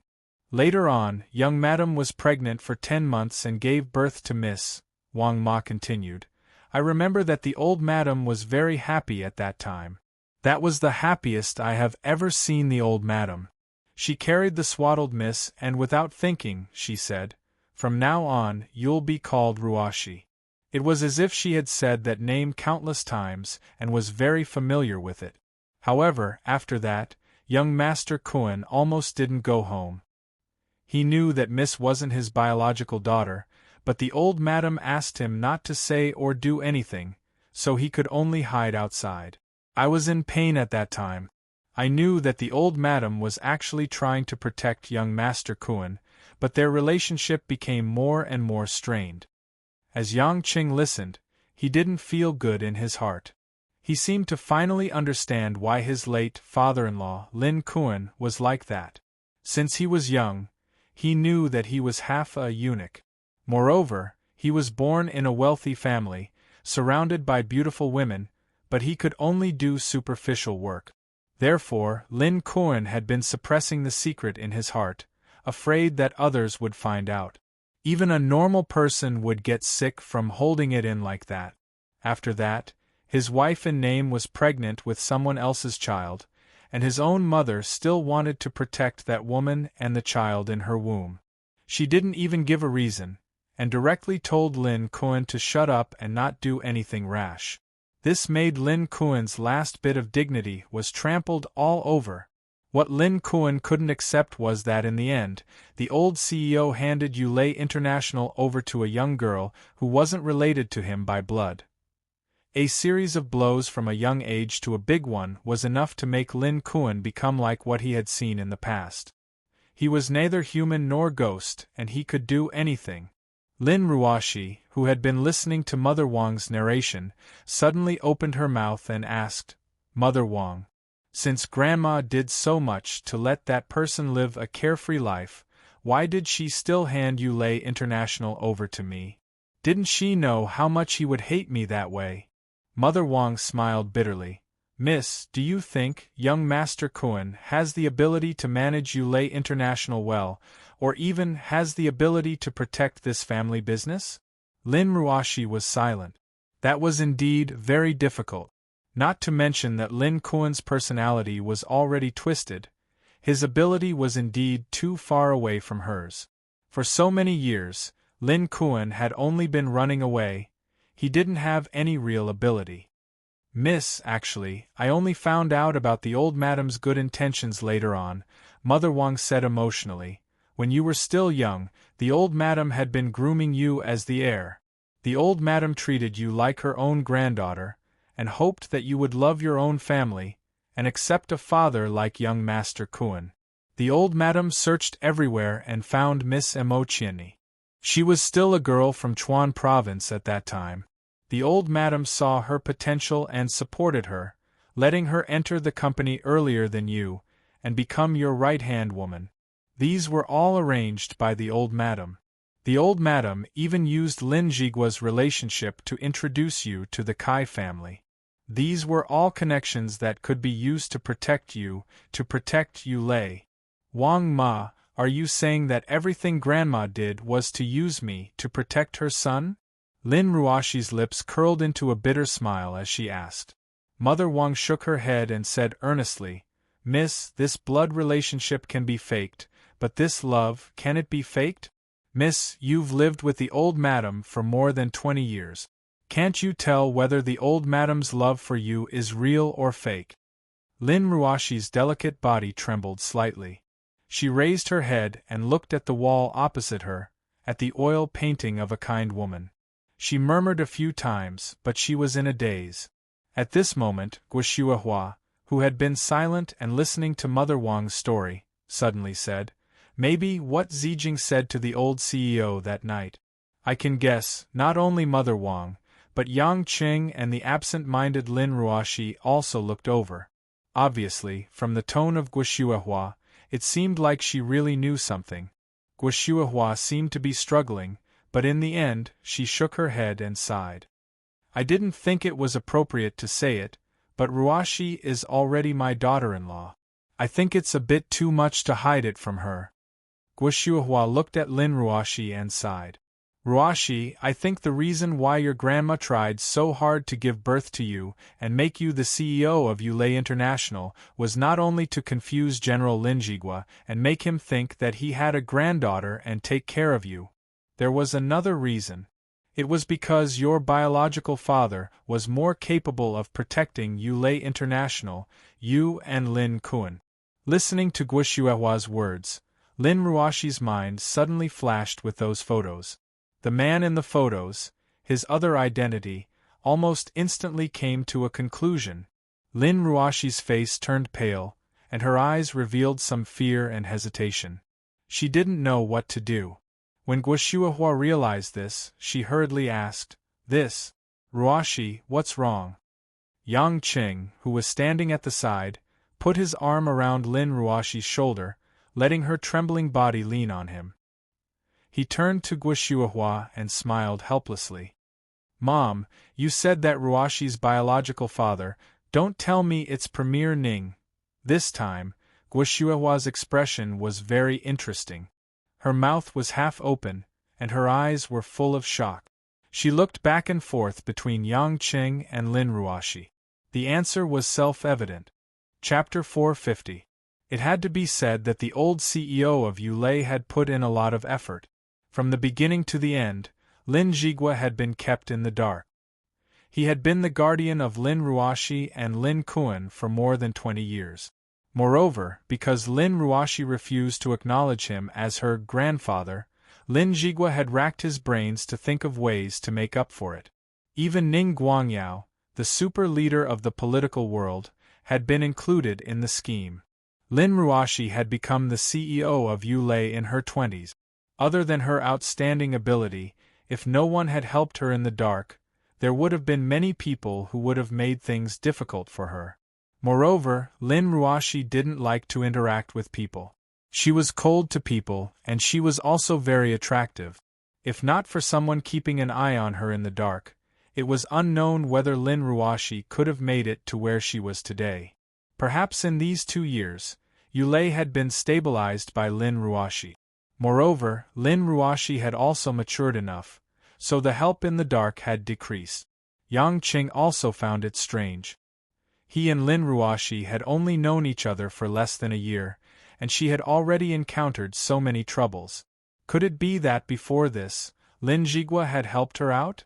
Although Lin Jigua could do things in the dark, it wasn't easy for him to intervene in the open, such as the business world and the government. It turned out that there was a super big boss like Ning Guangyao helping her. With Ning Guangyao's support, even if Yulei International ignored the government agencies and Lin Ruoshi didn't socialize at all, no one would dare to look at Yulei. Moreover, Yulei had Emotioni to take care of the public relations, so there was nothing to worry about. Guo Shuihua didn't think too much about it.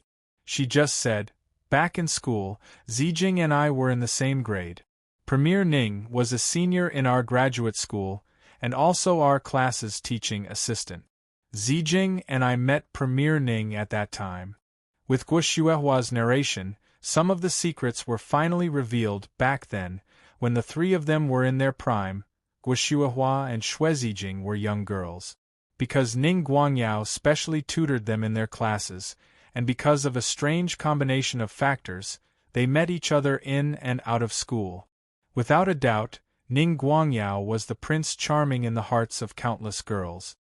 His family background, education, and appearance, as well as his highly praised character, all captured the hearts of a large number of girls.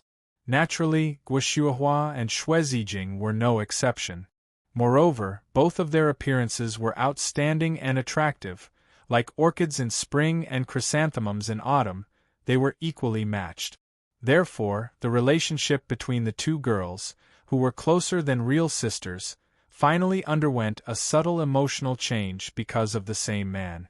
When Guo Shuihua talked about how she used to like Ning Guangyao, she blushed. Obviously, that past was still fresh in her memory. While she lamented that time and tied wait for no man, she also regretted fighting with Xue Zijing for Ning Guangyao.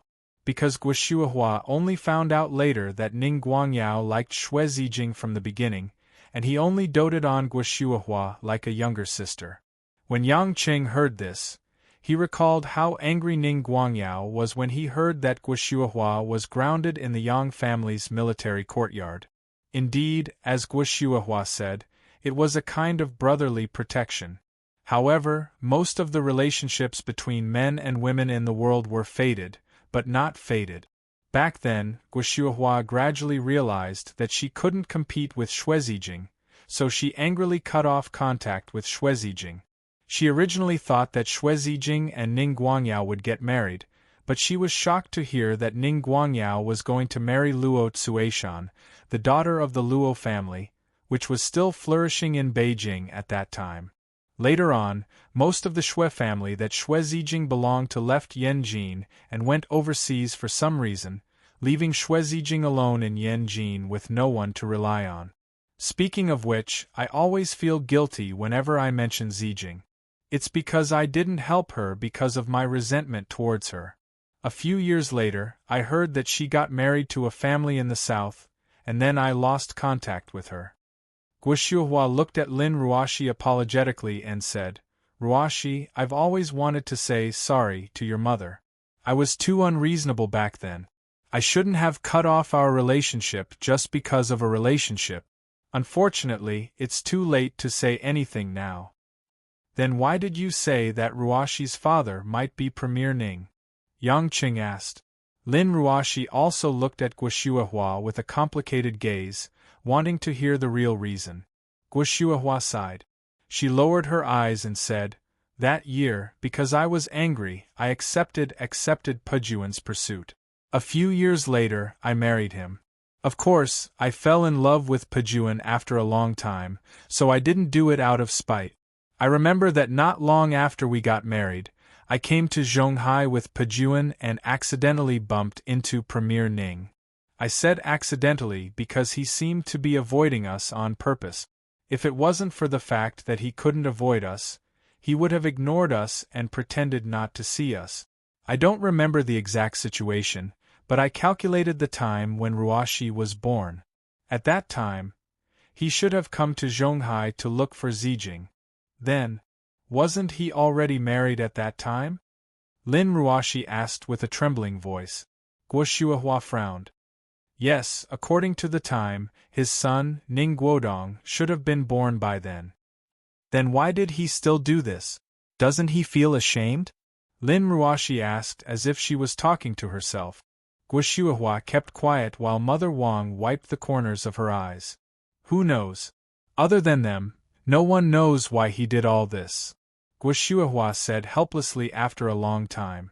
Lin Ruoshi stood up from the sofa and walked upstairs without any expression on her face. "Miss, are you all right?" Mother Wang stood up and asked worriedly. Lin Ruoshi didn't seem to hear anything. Her footsteps were a little weak, but she held onto the railing and managed to walk up. At that moment, the phone in the living room rang. Everyone looked over and Mother Wang said, "I'll pick it up." Lin Ruoshi thought it was someone from the company calling her, but there was no response. Out of responsibility, she stopped walking.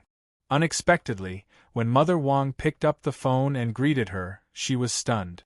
After a while, she looked at Lin Ruoshi hesitantly and said, "Miss, it's for you." Lin Ruoshi took a deep breath and pulled herself together. However, her tone was still a little weak. "Is it someone from the company?" "No, huh? It's Premier Ning." Mother Wang trembled but still said it. Lin Ruoshi, who had just picked up the phone, almost dropped the phone on the carpet. However, there was an obvious panic and confusion in her eyes. Yang Cheng's eyes were a little complicated. He looked at Lin Ruoshi without saying anything, while Guoshuahua sighed softly. After a long time, Lin Ruoshi picked up the phone and said as calmly as possible, "Hello, I'm Lin Ruoshi." On the other end of the phone, Ning Guangyao didn't seem angry at the long wait. He said in a very comforting and warm voice, "I'm Ning Guangyao. It's a little abrupt to call like this. General Lin, please don't take it to heart." It was rare for a country's premier to make such a polite greeting. It was probably rare for a foreign president to meet someone. Lin Ruoshi responded softly. Ning Guangyao didn't feel embarrassed. He continued to say with a smile, "It's like this. My son has done something very excessive. I just got the news. I promise General Lin that I will deal with this matter seriously. I will never bring trouble to General Lin and your company." "Deal with it?" Lin Ruoshi's lips curled into a bitter smile. "How?" Ning Guangyao seemed surprised by Lin Ruoshi's calmness, but he still said solemnly, "The medical record that General Lin saw is actually fake. General Lin doesn't have to worry about those messy things. I have already blocked all the documents that were sent to the media. There won't be any news that is unfavorable to General Lin. At the same time, I can also guarantee that my son won't harass General Lin in the future." "Fake? Fake? Fake?" He said that everything was fake. The smile on Lin Ruoshi's face became wider. She almost lost control and said, "The premier said it's fake. Of course it's fake. If there's nothing else, I'm hanging up." After that, she didn't give Ning Guangyao any time to speak and directly hung up the phone. Because the house was very quiet, the voice on the phone could be heard clearly. Mother Wang and Guoshuahua looked at Lin Ruoshi with sorrow and pity, but they didn't know how to comfort her. Yang Cheng clenched his fists. He didn't feel good either. Her biological father was fake. Her feelings and hardships were all in vain. Her beloved grandmother lied to her. In order not to let her grandmother down, she worked day and night. It seemed so ridiculous. Her biological mother even had an affair with a man and gave birth to her, when everything seemed so heavy. Her biological father came to tell her that everything was fake. Even he didn't want to admit everything. There was almost no sadness or anger in Lin Ruoshi's eyes. Instead, there was indifference. It was like a frozen land. It was colder than anything else. Yang Qing suddenly felt that he was a bit ridiculous. Even if he could face thousands of soldiers, rockets and missiles, so what? At that moment, he just wanted his wife to not show such an expression that was more desperate than despair. But there was nothing he could do. Suddenly, Lin Ruoshi's eyes blurred. She closed her eyes again and fainted on the spot. Chapter 451. In the special office in Zhonghai, Ning Guangyao, who was hung up on, didn't know that Lin Ruoshi had fainted due to too much stimulation. Ning Guangyao only thought that Lin Ruoshi was still mad at Ning Guodong and that he, as her father, wasn't welcome at all. He just shook his head and smiled bitterly. As if he was reminiscing about something, Ning Guangyao took out his wallet. This wallet naturally wouldn't be used to store money or bank cards like ordinary people. In fact, it was mostly filled with small commemorative items, such as photos, business cards, or other small items. What Ning Guangyao took out was an old photo that was stuck in the innermost part of the wallet and sealed with plastic. The old photo was slightly yellowed, but it didn't affect its clarity. In the photo, there was a woman wearing the attire of a knowledgeable young woman from the past. She was holding a book and wearing a skirt.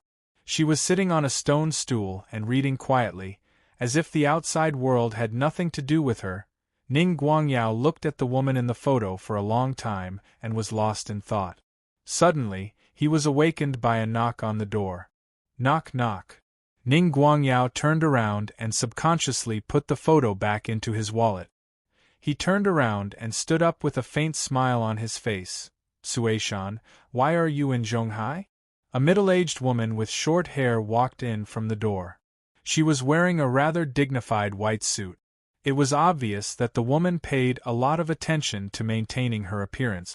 Time didn't leave many traces on her face. She had a smooth face and a mature figure. She was wearing black high heels and her posture was graceful. She was the daughter-in-law of the Ning family, Ning Guangyao's wife and Ning Guodong's mother, Luo Tsuishan. You're not going back to Beijing and Guodong isn't going back either. So I had to come all the way from Beijing to see what's going on. Luo Tsuishan glared at her husband, but the smile on her lips was warm. Ning Guangyao was much gentler in front of his wife. His eyes were filled with sincerity. It's not a big deal. You don't have to worry too much.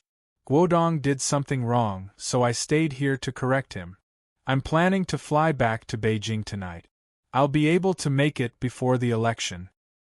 Well, you never need others to worry about your work, but you have to tell me why you scolded your son. Luo Tsuishan couldn't help but say, I just went to Guodong's place to take a look. He's so quiet. He's never been like this before. A trace of anger flashed through Ning Guangyao's eyes as he said, Don't worry about him, he'll be fine after a while. I've spoiled him too much, which has given him a bad temper. You'll follow me back to Yanjing in the afternoon. We'll talk about that brat later. After that, Ning Guangyao walked straight out of the office, obviously still angry about Ning Guodong's matter. Luo Tsuishan turned around and looked at her husband's back as he walked out of the office. Her eyes shone with an unfathomable light. In the Lin family's villa, in Lin Ruoshi's room, Yang Qing slowly pulled the curtains open, and the afternoon sunlight shone into the room, reflecting a faint golden light. Lin Ruoshi had already woken up, but she did not get down from the bed. Instead, she quietly sat on the bed with her gaze fixed on the photo on the bedside table. It had already been half an hour, and Lin Ruoshi did not show any signs of speaking. It was as if she had fallen into a spell that only she had created, completely isolated from the outside world. Yang Qing walked to Lin Ruoshi and flipped the photo over, cutting off Lin Ruoshi's sight. Stop looking, you still have a lot of things to do. Don't bother about people and things that don't need your attention. Yang Qing frowned and said. Just now, Wu Yu and Emotiani had called. After all, Yulei had just come back from the dead, and the stock index had skyrocketed. New product launches, press conferences, market seminars, and all kinds of meetings and decisions needed Lin Ruoshi as the chief commander. However, Lin Ruoshi had fallen into a state of paralysis at such a critical time. Yang Qing did not attach much importance to the operation of Yulei International, but Yang Qing could not accept Lin Ruoshi, who had no energy and fighting spirit. This woman, whom he used to call a workaholic, when she really quieted down, the only feeling Yang Qing had was fear. It was unknown whether Lin Ruoshi had heard Yang Qing's words, but she just silently raised her head, looked into Yang Qing's eyes and asked, "You already knew, didn't you?" Yang Qing was puzzled, but since Lin Ruoshi was willing to speak, he was relieved and asked, "What?" "When that man died, I remember that a doctor asked the patient's family to talk to him. At that time, you were the one who went. If he had a medical record, you would definitely know."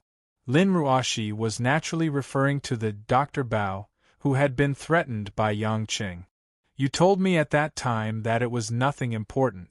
Did you know the truth of this matter and deliberately hide it from me?" Yang Qing knew that he could not hide it, so he directly nodded and said, "Yes, because I never thought that this was something that needed to be known by you." "Are you mocking me? Are you mocking me that it doesn't matter who gave birth to me and who raised me? Are you mocking me as a child that no one wants?" Lin Ruoshi asked with a sneer. Yang Qing shook his head. "You're wrong. All of this is because in my eyes, it doesn't matter where you come from. It doesn't matter whose daughter you were in the past. What matters is where you are now. You are now my wife." Lin Ruoshi was startled. She had been staring at Yang Chen's eyes the whole time, but she didn't feel any falsehood in Yang Chen's words. In this man's eyes, there wasn't a single trace of impurity. There wasn't a trace of his usual playfulness. Instead, he was smiling mischievously, as if he was talking about something serious. Lin Ruoshi lowered her head, and her eyes were a little red. She bit her lower lip and did not speak. Yang Qing sat on the edge of the bed, and suddenly reached out a hand to touch Lin Ruoshi's delicate chin, making Lin Ruoshi raise her head. Their eyes met, and Lin Ruoshi's eyes were a little moist, and there was a glimmer of water. "You said before that we are all scorpions. The river can't drown us. The only thing that can kill us is our own uncontrollable poison stinger. If that's the case, why are you getting wet in the rain now, as if you have lost everything?" Yang Qing said. Lin Ruoshi looked at Yang Qing affectionately for a while, and then said, "I'm just confirming how you see me. Who allowed you to preach to me?" Yang Qing was stunned for a while, but then he grinned. Lin Ruoshi puffed up her cheeks, and a trace of red flowed over her face. She was unwilling to look at Yang Qing and said, "Don't say such mushy words in the future. Also, who allowed you to sit on my bed? Who allowed you to touch the photos on my bedside table? It's none of your business who I was born and where I was born. You don't have to do this, I just wanted to comfort you." Yang Qing smiled bitterly. "What?" Lin Ruoshi's almond-shaped eyes stared. "You mean what you just said was false?" Yang Qing hurriedly waved his hand. "Of course it's true." Then hurry up and get out." Only then did Lin Ruoshi let go of her eyebrows. Yang Qing also felt that something bad would happen if he stayed, so he immediately patted his butt and ran out of the room. Hearing the sound of Yang Qing running downstairs, Lin Ruoshi, who was sitting on the bed, pursed her lips into a smile, and a touch of tenderness flashed across her eyes. In the next 2 days, Lin Ruoshi finally recovered her usual spirit. After returning to the company, she decisively launched various measures to launch the new material products into the market, and invested the funds obtained from the war into more investments, causing the strength of Yulei to increase instead of decreasing. Yang Chen wasn't idle either.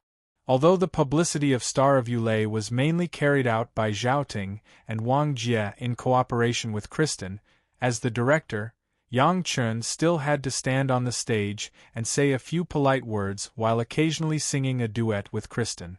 Kristen's popularity made Yang Qing speechless. Since the first time she appeared, the population of Zhonghai seemed to be rising rapidly. The crazy fans that came from all directions gave Zhonghai's traffic bureau a headache. Normally, it was the lowest period of the week, so the traffic in Zhonghai was also extremely congested. Moreover, some of the fans with high status were even more so the traffic police and security personnel couldn't afford to offend them. Many of Kristen's crazy fans even had the idea of taking the initiative to express their love. Every day, the entrance of her hotel would be filled with gifts, red roses, and other flowers. There were even crazy fans that attacked the human wall of security. Kristen would occasionally meet a few fish that slipped through the net. While she was amazed by Hua Xia's tenacity, she was also very happy to sign autographs for those fans. This time, the hotel that Kristen was staying in was provided by Anxin's father, Anzaihuan. The Jade Clouds Hotel originally belonged to the Liu family, and Anzaihuan also did his best to sponsor the audition of Star of Yulei. Yang Qing didn't think that Anzaihuan was doing it for the sake of collecting dividends. He most likely thought that this would help him get closer to Yang Qing, so he let him do whatever he wanted. What made Yang Qing feel the most helpless was that this little vixen, Anxin. She did whatever she wanted. This woman, who had always been imaginative, had a new interest this time, being a host. Under Anxin's strong request, Yang Qing had no choice but to discuss with the program producer and let Anxin be the host of Star of Yulei with another famous male host of the TV station. Anxin passed the rehearsal easily, but the male host beside her almost said the wrong thing. This was because he heard from the director of the TV station that Anxin was the daughter of the family in Zhonghai, and she told him not to have any improper thoughts. The poor male host was treading on thin ice the entire time, afraid that Anxin would think that he had some thoughts about her. What surprised Yang Qing was that because of Kristen's arrival, Wang Jie and Zhao Ting also invited many other important guests before the start of the promotion. Many popular singers in Huaxia also fought to show their faces at the opening ceremony of Star of Yulei, saying some blessings, or taking the initiative to join the judging panel. In the end, there were also a few famous Huaxia kings and queens who were selected to join the judging panel. They weren't going to be in the finals with Kristen, but they would appear in some important elimination matches. However, this was enough to attract people's attention. The first weekend of early March arrived. The highly anticipated Star of Yulei audition, which had attracted a lot of attention before it even started, finally began. As a newcomer who had been preparing for a long time, Hui Lin was finally going to go on stage. This seemed to have become the headline that everyone in the family was extremely concerned about, and they were waiting for the live broadcast with great interest. At the same time, Yang Qing, who had some time to slack off, received a call from Lu Mingyu. Sister Lu sounded a little hesitant. She said on the other end of the phone, "Yang Qing, my parents said, they want to see you tomorrow. Can you come?" Yang Qing said in surprise, "Of course. If you weren't busy, I would have gone to see them already." "Actually, it's okay if you're not free," Lu Mingyu suddenly said. Although Yang Qing felt that Lu Mingyu's words were a little strange, he just thought that she didn't want to trouble him. He smiled and said, "It's okay. Baby Mingyu, don't worry. Tell me what kind of people your parents are so I can be prepared." Chapter 452. Hearing Yang Qing's question, Lu Mingyu was silent for a while on the other end of the phone. Then, she smiled and said, "My parents are very ordinary people. My mom is just an ordinary housewife. Other than cooking, she plays mahjong and drinks tea with the aunties in the community. My dad is doing some business in Beijing, so he doesn't come home often. In the past, I could only see him a few times a year. He seems to be planning to go back to Zhonghai to develop his career, so he has been staying at home recently. Then, do Uncle and Auntie have any hobbies? Yang Qing asked thoughtfully. They don't have any hobbies, and they don't like to be flashy and extravagant. Don't bring too many things, they won't like it, Lu Mingyu reminded him. Yang Qing pondered that Lu Mingyu's parents should be the most ordinary elders in the family, so he asked, "Tell your parents, why did I disappear by myself?" "I only said that I met him at the company, and he works as a director in the branch," Lu Mingyu said. "Then they didn't ask anything else?" Yang Qing didn't think that Lu Mingyu's parents would be satisfied with this little bit of information. They asked when we are getting married. I don't know what to say, so I asked them to meet you, and you can tell them," Lu Mingyu stuttered. She had always been generous and elegant, but now, she didn't know what to say. Yang Qing also knew that he was being a jerk. It was obvious that he couldn't say a wedding date, nor could he give a specific promise about the future. So, if he wanted Lu Mingyu's parents to not oppose the two of them, he had to think of a way to make them agree. This problem definitely couldn't be solved through normal means, so Yang Qing felt that unconventional means were not a bad idea. As for how to do it, Yang Qing didn't have a good idea, so he could only take it one step at a time. They agreed to have dinner together in a quiet vegetarian restaurant in the eastern district of Zhonghai. It was said that Lu Mingyu's father was a vegetarian, so the whole family only had vegetarian dishes on the table. From this, it could be seen that in Lu Mingyu's family, her father was the leader. Yang Qing thought that it should not be a problem to get her father's approval. He drove to the quiet restaurant. When he got out of the car and walked to the door, Lu Mingyu was already waiting anxiously. Yang Qing walked up to her and couldn't help but smile when he saw her nervous face. "Why are you so nervous? Are your parents going to eat me?" However, Lu Mingyu was not in the mood to joke around. She said, "If my father suddenly does something, don't be rash. Talk to him nicely." Yang Qing was puzzled. Why did he feel that there was something else in Lu Mingyu's words? But he didn't have the time to think too much about it and entered the reserved room. Along the way, Lu Mingyu held his arm and stuck close to him, but it was obvious that her soft body was trembling uneasily. Because it was a vegetarian restaurant, the decoration was mainly dark green and black, looking light and peaceful. There were a lot of indoor plants in the corner and hanging spider plants on the ceiling, giving off a refreshing feeling. When the door of the private room opened, Yang Qing immediately saw a couple sitting in front of him. Lu Mingyu's mother looked similar to her daughter. Although there were some crow's feet at the corner of her eyes, she was still beautiful when she was young. When she saw Yang Qing coming in, there was a complicated look in her eyes, which puzzled Yang Qing. The man sitting next to Mother Lu wore a gray striped suit. His slightly bald hair was neatly combed at the back of his head. A pair of spirited eyes stared at Yang Qing like two sharp knives. However, the corner of his mouth hung a faint smile, like a spring breeze caressing one's face. The moment Yang Qing saw Lu Mingyu's father, he understood why Lu Mingyu was so nervous. Lu Mingyu's father was definitely not simple, because he clearly had a murderous aura. This was a man who had killed many people. He was definitely not a simple businessman who had returned to Zhonghai from other places as Lu Mingyu had said. Yang Qing suddenly had a special interest. Even the matter of how to talk about marriage just now seemed to be no longer a problem. "Your name is Yang Qing, right? Come, have a seat," Lu Mingyu's mother said politely with a smile. "Actually, I've wanted to meet you for a long time, but you were refused." She always said that she was busy. It's good for young people to be busy, but you can't always put off important things for the rest of your life, right? When Yang Qing sat down, he thought to himself that Lu Mingyu's mother was not easy to deal with. He had just sat down and she was already talking about marriage. Lu Qingshan, Yuer's father, Lu Qingshan raised the apple cider vinegar that was prepared on the table and raised his glass to Yang Qing. Yang Qing responded with a smile. I should have come to meet you earlier. It's just that I had other things to do, so I delayed it until tonight. Lu Qingshan asked with a smile. I heard from you that you are the director of a branch of Yulei International. Being able to become the head of a branch at such a young age, you must not be simple.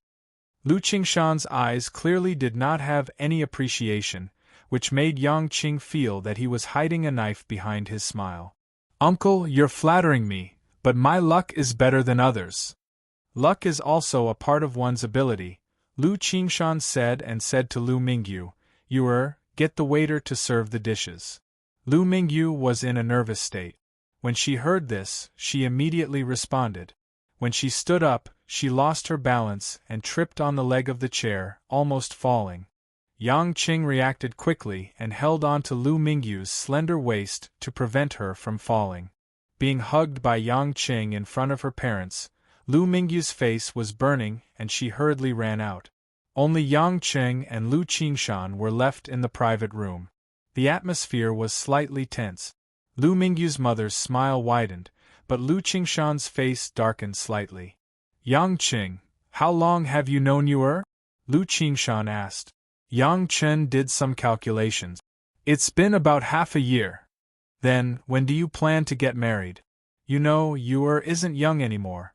Both of you are successful in your career, there's no pressure to get married, Lu Qingshan said directly. Yang Qing did not expect to be asked this question so soon. He could not help but smile bitterly. Actually, I'm already married. As soon as he said this, Lu Mingyu's mother covered her mouth in shock. She was obviously shocked. Lu Qingshan, on the other hand, had a cold smile on his face as if he already knew. You're quite honest, young man. I thought you were going to make up some nonsense to lie to us.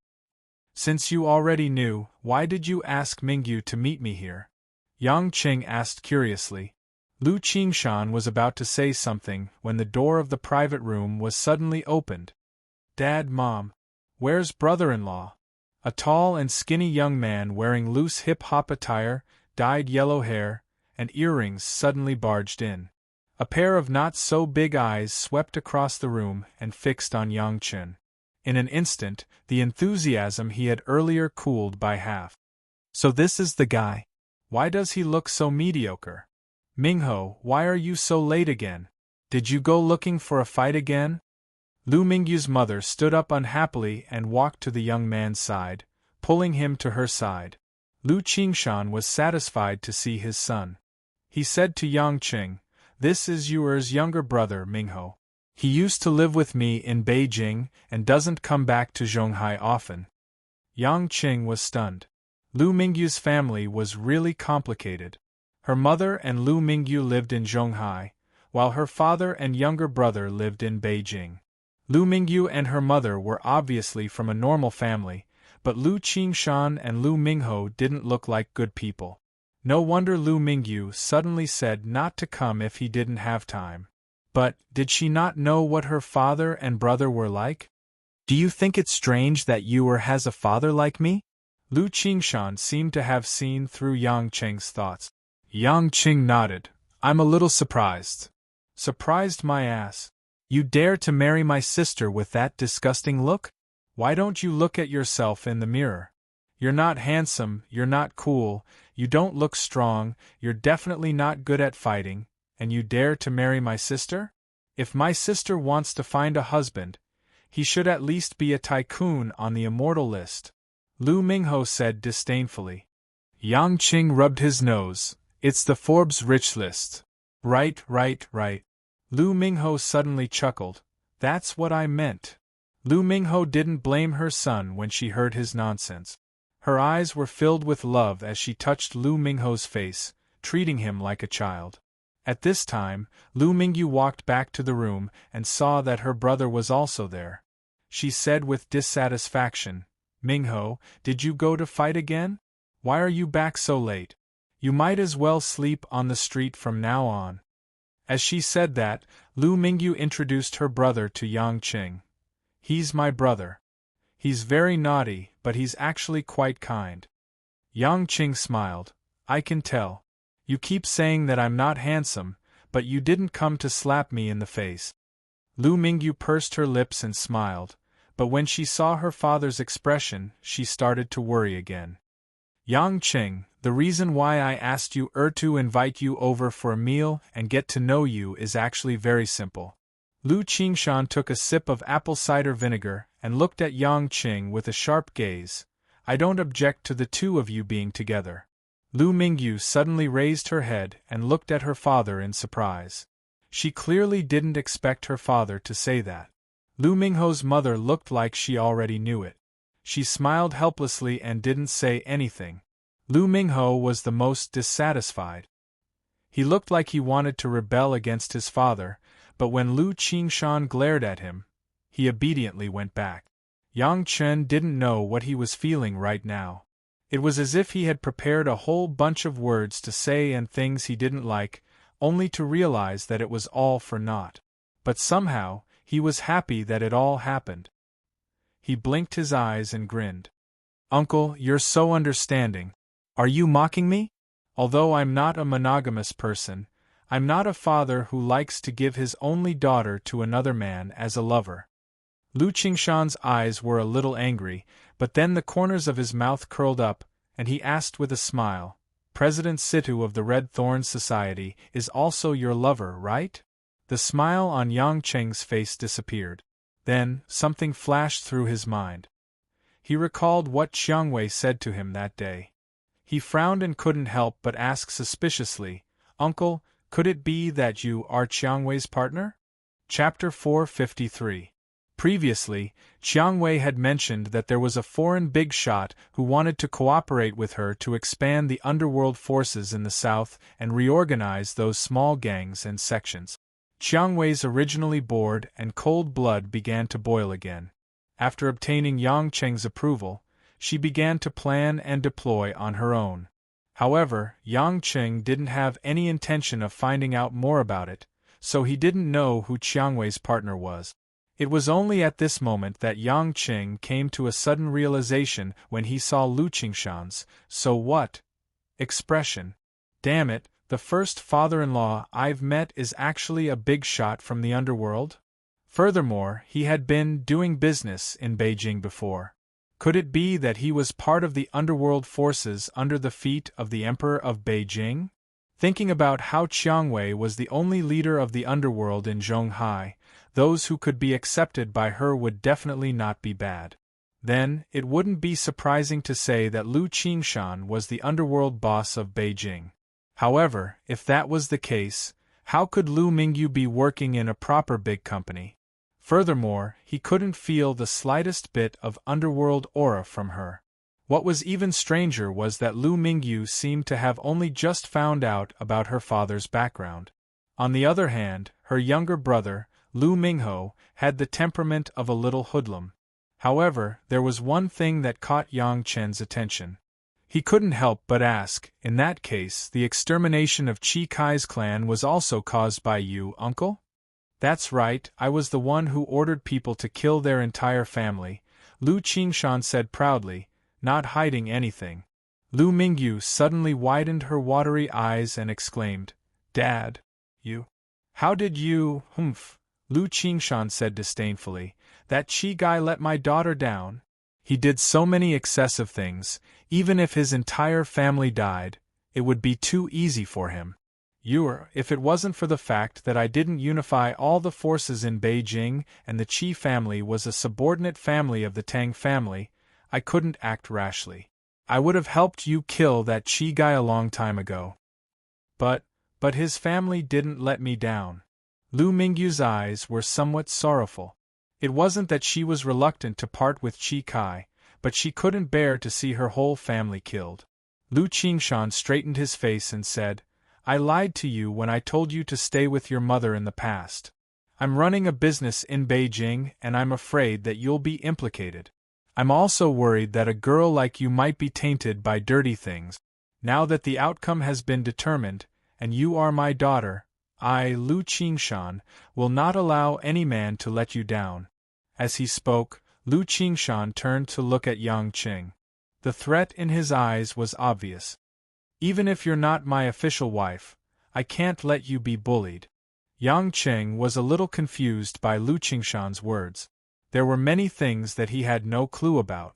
He could only force a smile and ask, I definitely won't bully Mingyu, but uncle, you can't keep saying things that I don't understand, right? Lu Qingshan's mother giggled and said, Let me say it. Qingshan, why are you scaring my son-in-law? Yang Qing, here's the thing. As Lu Qingshan's mother explained, Yang Qing finally understood what was going on. When Lu Qingshan and Lu Mingyu's mother got married a few years ago, Lu Qingshan was still the second in command of a small gang in Yanjing. He met Lu Mingyu's mother, fell in love with her, and got married. But he was always worried that he would bring harm to his wife and future children. Therefore, when Lu Mingyu was still young, Lu Qingshan let the mother and daughter move from Yanjing to Zhonghai to live.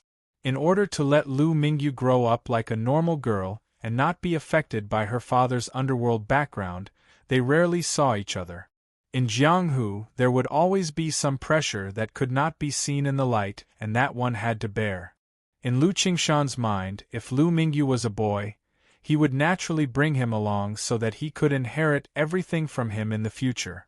However, Lu Mingyu was a girl, so he did not plan on making Lu Mingyu worry. This was the opposite of Qiangwei's father, Situ Mingzi. Situ Mingzi was the first mentor who led Qiangwei to the underworld. Although Qiangwei could not stand many of Situ Mingzi's evil deeds, it was undeniable that Qiangwei's blood was filled with a lot of Situ Mingzi's fanaticism in the underworld. A few years later, Lu Qingshan gradually relied on his own ability, and gradually became one of the leaders of the major gangs in Yanjing. But because his wife and daughter were in Zhonghai, and he could not see them often, Lu Qingshan, who was still in the prime of his life, fell in love with another woman. That woman was Lu Mingyu's younger brother, Lu Mingho's mother, a woman who opened a bar in Yanjing. Lu Mingho's mother knew that her husband was not a heartless person, and she also knew that her husband had sacrificed far more than she could imagine. She had a lot of mental preparation when she chose Lu Qingshan back then, so when Lu Qingshan told her that he had another woman, Lu Mingho's mother accepted it with tolerance. Later, after Lu Mingho was born, that woman also became good sisters with Lu Mingho's mother. One stayed in Zhonghai and the other stayed in Yanjing. Although Lu Mingyu and Lu Mingho did not see each other often, because of their mother's close relationship, they were more like siblings from the same mother. If you did not have a father like me, she would not have agreed to be with you so easily, even if you have a wife. Lu Qingshan sighed helplessly. Yang Qing was speechless. His father-in-law was the one who had helped him a lot. Old pervert. Openly having a threesome. However, it did seem like a good idea to raise two women separately, but he had too many women. If he raised all of them separately, wouldn't he die of exhaustion from running around? Lu Mingyu's expression was a little sour. She looked at Yang Qing faintly and said, I only found out about my father's real identity a few days ago. I was worried that you would think that I was hiding it from you on purpose, so I didn't know how to tell you. Please don't blame me, okay? Humph, how would he dare to blame you? He couldn't be happier. Lu Qingshan snorted unhappily and said, Am I right, Yang Qing? Yang Qing coughed. Why did his father-in-law like to speak the truth so much? Of course I won't blame you. I'm not a good person myself, I know this very well. Alright, what are you guys talking about? Qingshan, it's rare that you finally finished what you wanted to do. You can spend more time with you and you even have a son-in-law that you like. Can't we talk about something happy? Lu Qingshan's mother complained. Lu Qingshan seemed to respect his wife very much, so he didn't say anything else. The waiter then started to serve the dishes. At the dining table, only Lu Mingho kept looking at Yang Qing from head to toe, as if he was helping his sister to determine whether this guy was reliable or not. Yang Qing was also a little helpless towards this brother-in-law of his. At this age, he was obviously still a high school student. He must have entered a new school after returning to Zhonghai with Lu Qingshan. Suddenly, Yang Qing thought of a question and asked Lu Qingshan, "Uncle, where is my other mother-in-law?" Yang Cheng was naturally asking about Lu Qingshan's other woman. After all, she was his mother-in-law in name. Lu Qingshan's face revealed some emotions. "She stayed in Beijing to take care of some daily affairs for me. All these years I've spent most of my time in Beijing. This time, I've finally united the forces in Beijing, so Anxin can come back to Zhonghai to accompany you and her daughter. She asked to stay in Beijing to help me look after things. Speaking of which, I really don't have the right to dislike you. I'm not much better than you." Yang Qing smiled embarrassedly, thinking that it's good that you know. "Dad, my mom told me to look after you." "You can't add mom anymore," Lu Mingho said to Lu Qingshan as he chewed on the vegetarian chicken. Lu Qingshan almost spat out the apple vinegar in his mouth. Lu Qingshan's mother, who was beside him, also threw him a cold look. Lu Qingshan patted his chest and said righteously, "Do I look like that kind of person? I know I've committed a lot of sins in my life. I've only been eating vegetarian food for so many years. Can't you see my sincerity? My mom knew you would say that, so she told me to tell you that she was also tricked by you back then." Seeing that half of Lu Qingshan's face was black, Yang Qing praised him in his heart.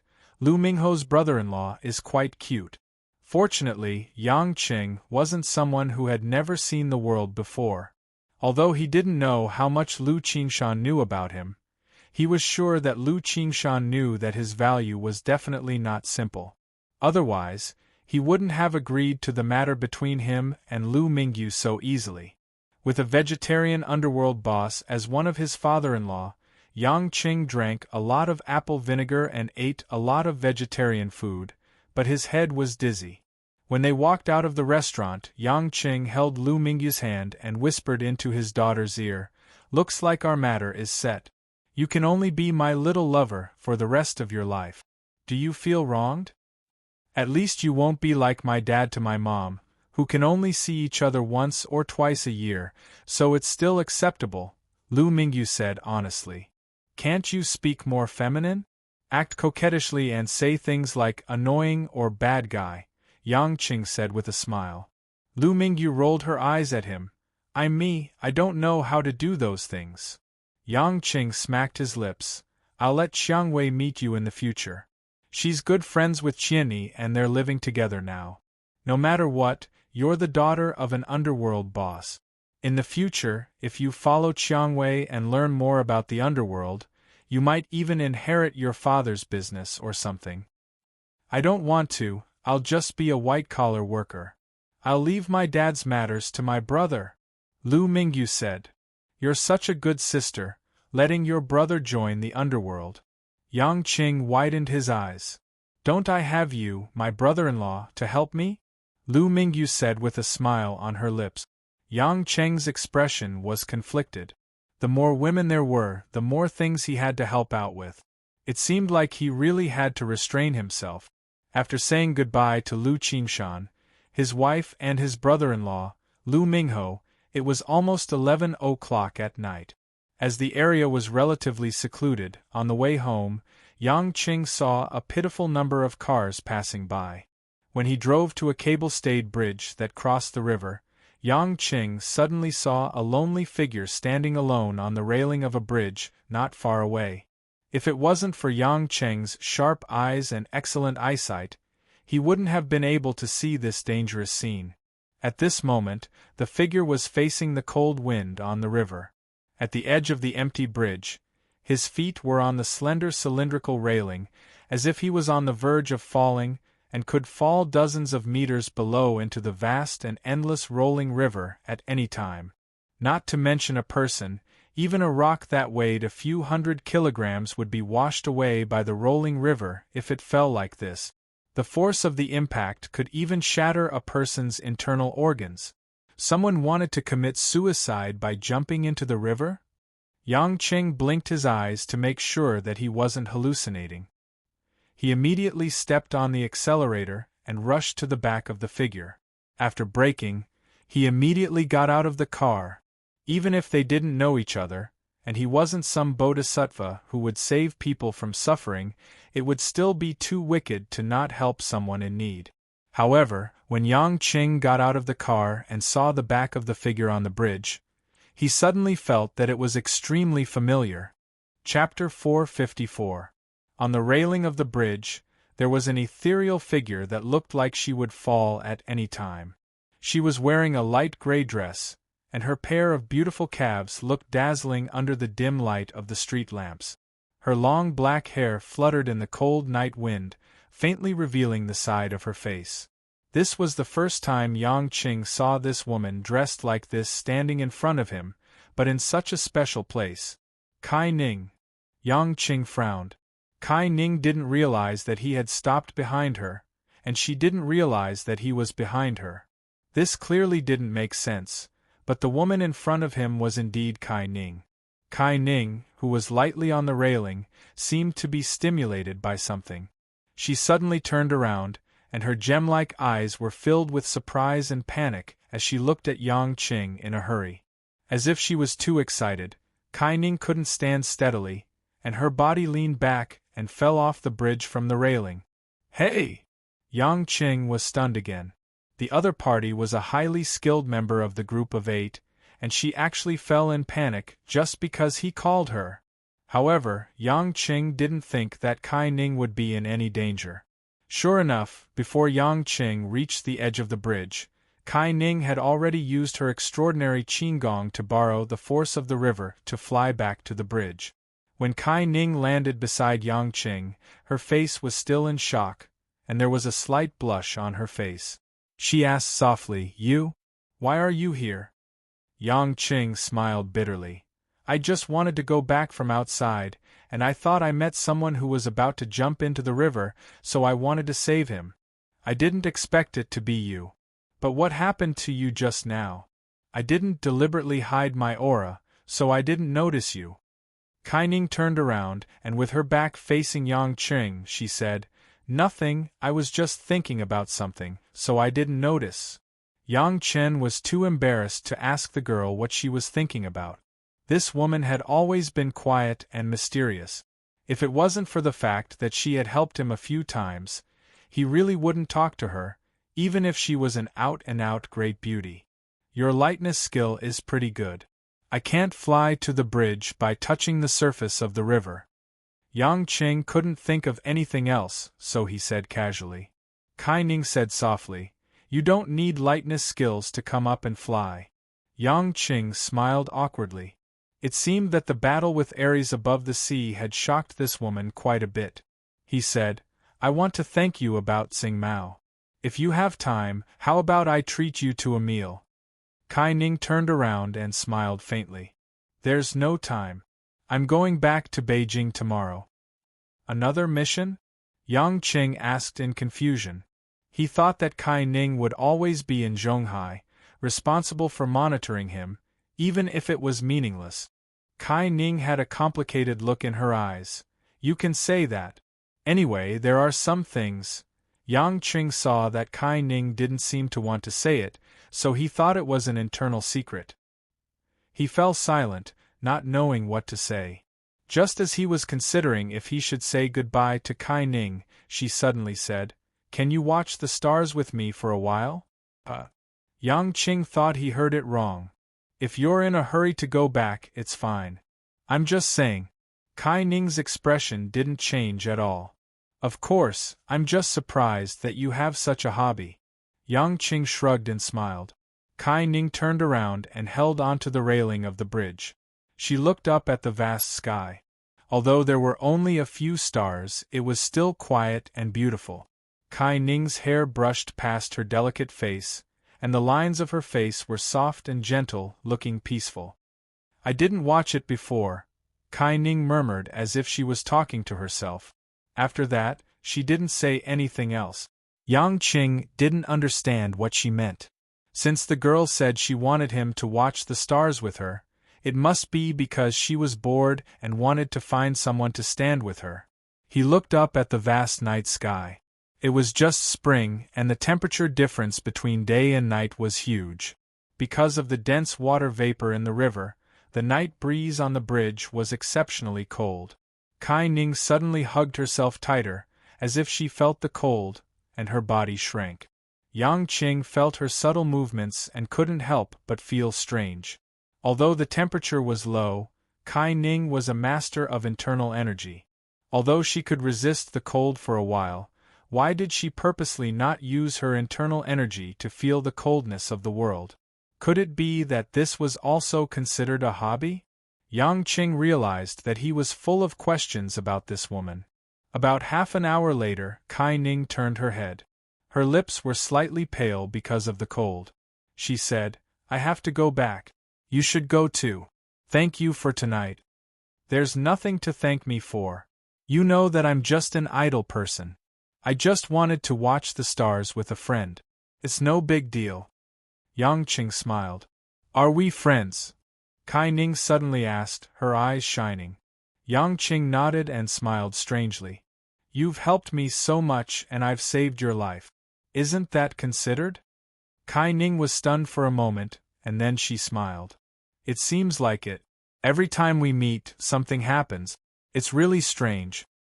Isn't it the same with your sister? Although I don't know where the respected Chief Kai is now, to be honest, I'm not used to not having her around." Yang Qing smiled. "My sister?" Kai Ning was stunned for a moment, and her eyes were a little confused. Then she smiled and said, "It won't be long. You should be able to see her." Yang Qing was a little confused by Kai Ning's words, but seeing that she didn't want to explain, he was embarrassed to ask. To be honest, ever since he returned to the country, Kai Ning and Choi Yun were like a warning light beside him. Whenever he met them, it would more or less be troublesome or a headache. Now that Choi Yun was nowhere to be found, and Kai Ning was going back to Beijing, Yang Qing couldn't help but sigh. Would life be simpler in the future? Kai Ning's way back was actually to walk. Even if she flew back with her qigong, no one would notice, but she chose to walk back quietly. Yang Chen looked at her delicate back view disappearing into the night. He didn't know why he had a strange feeling in his heart, but he couldn't explain it clearly, so he didn't think too much about it. After smoking on the bridge, Yang Qing sat back in the car and went home in the wee hours of the morning. The next morning, it was supposed to be a normal day for work, but because Yang Qing didn't have a supervisor to supervise him, he slept in until 10 o'clock. But for some reason, Anshin just happened to call him. Why didn't she go to the company to talk to him? She just had to call him. Right now, the Star of Yulei's qualifiers were in full swing in every major city. As the host of the opening ceremony, Anshin had been busy preparing for the official elimination matches. These days, she was very busy and didn't have much time to stick around with Yang Qing. "Hubby, save me." On the phone, the little vixen begged softly. Just listening to it made people feel numb. Yang Qing was wearing a pair of boxer shorts and had just sat up on the bed. Hearing this, the physiological phenomenon that had just softened rose again. "It's been the whole morning. What's there to save? Get to the point." Yang Qing helplessly touched his little brother. "The Empress bullied me. I was almost scared to death by her." "What are you talking about?" Yang Qing frowned. The Empress was obviously talking about Lin Ruoshi. What did she mean by scared to death? "So," he asked, "tell me more clearly. Ruoshi isn't a monster. Why would she scare you? With that clever brain of yours, how could you be scared by Ruoshi? It's more like you bullied her. Just tell me what Ruoshi wanted you to do." "Sister Lin, she suddenly rushed into the office this morning and pulled me out. She said that she had already practiced the dolls game we played at the resort. She insisted on competing with me to see who could hit the doll first. She dragged me to the amusement park in the Central Park to play that game." Anshin said gloomily. Yang Qin was stunned. A game of smashing dolls? Thinking back, he remembered that when he accompanied Hui Lin to relax at the resort, Lin Ruoshi threw a few thousand yuan but failed to hit a doll. At that time, Lin Ruoshi was proud and arrogant. She didn't want to lose to Anshin. So, she bought a basket of balls and went back to her room to practice smashing things. He thought that after the disaster at Ulay, she had forgotten about it. It turned out that she had never forgotten about it. She even secretly practiced it and hid it from him. She wanted to compete with Anshin. Yang Qing couldn't help but sigh. His wife was actually very stubborn about many things. She was even in a state of fanaticism. How could she be so stubborn about something like this? He didn't know whether to call her cute or terrifying. After laughing bitterly, Yang Qing said, "With that glib tongue of yours, Ruashi would probably let you go if you begged and acted coquettishly." "That's not it. Hubby, you don't know this. Sister Lin is completely immune to all negative statuses. No matter what I say or do, she doesn't hear or see it. She insists on competing with me. I've already smashed more than 200 balls this morning. My hand is almost crippled. I'm hiding in the public toilet now, secretly calling you." Anshin was about to cry. Yang Qing was puzzled. "Why don't you just lose to her on purpose? Don't you have any acting skills?" This time, Anshin really cried. She said on the phone with a sobbing tone, "It's not that I'm pretending to lose or not. It's Sister Lin. She smashed more than 500 balls, but she still didn't hit the doll, and she doesn't let me go." Chapter 455. On the other end of the phone, Anshin was clearly on the verge of a breakdown. He didn't know what kind of terrifying aura Lin Ruashi exuded to make Anshin, who had always been bold, so afraid. Yang Qing rubbed his forehead, feeling a headache coming on, and said, "Tell me the exact location in the Central Park. I'll go find you guys now." Yang Qing felt that he had to go and drag Lin Ruashi back like last time before that stubborn woman would give up. Anshin immediately told him the exact location, as if she had been freed. She even added, "Hubby, in the future, whether or not I can give birth to a baby for you depends on whether or not you can save me from Sister Lin's evil claws today." When he heard this, Yang Qing almost fell off the bed. Although Yang Qing tried his best to be as fast as possible, it still took him more than half an hour to reach the Central Park in Zhonghai. There were many people jogging in the park in the morning, but it was close to lunchtime, so there weren't many people moving around. Yang Qing followed the location Anshin gave him and quickly found a recreation area beside a man-made lake. At a glance, two familiar figures were right in front of him. Today, Lin Ruashi was wearing a white blouse, a green Korean-style casual jacket, and a pair of skinny jeans, which outlined the perfect curves of her body. It was an unofficial outfit. At this moment, Lin Ruashi was standing in front of a plushie table. There were two large baskets of plastic balls in front of her. She kept picking them up and throwing them at a pile of plushie placed on a stair not far from her. However, he didn't know if this sister was doing it on purpose, but every time she threw the balls, she would brush past the plushie of all sizes. She just couldn't hit them. Seeing that Lin Ruashi's pretty face was flushed and her forehead was covered in sweat, she must have been throwing for a long time. Fortunately, she had amazing perseverance, and her eyes were still so focused. Not far from Lin Ruashi, Anshin was wearing a purple top and a light violet skirt. She was originally a charming beauty, but at this moment, because her whole body was sore and her legs were weak, she was dispiritedly rubbing her calves and arms from time to time. Her face was filled with bitterness and helplessness. What made Yang Qing not know whether to laugh or cry was the owner of the game booth. It was an auntie in her 50s or 60s. The auntie was currently lying on the table next to the booth, dozing off.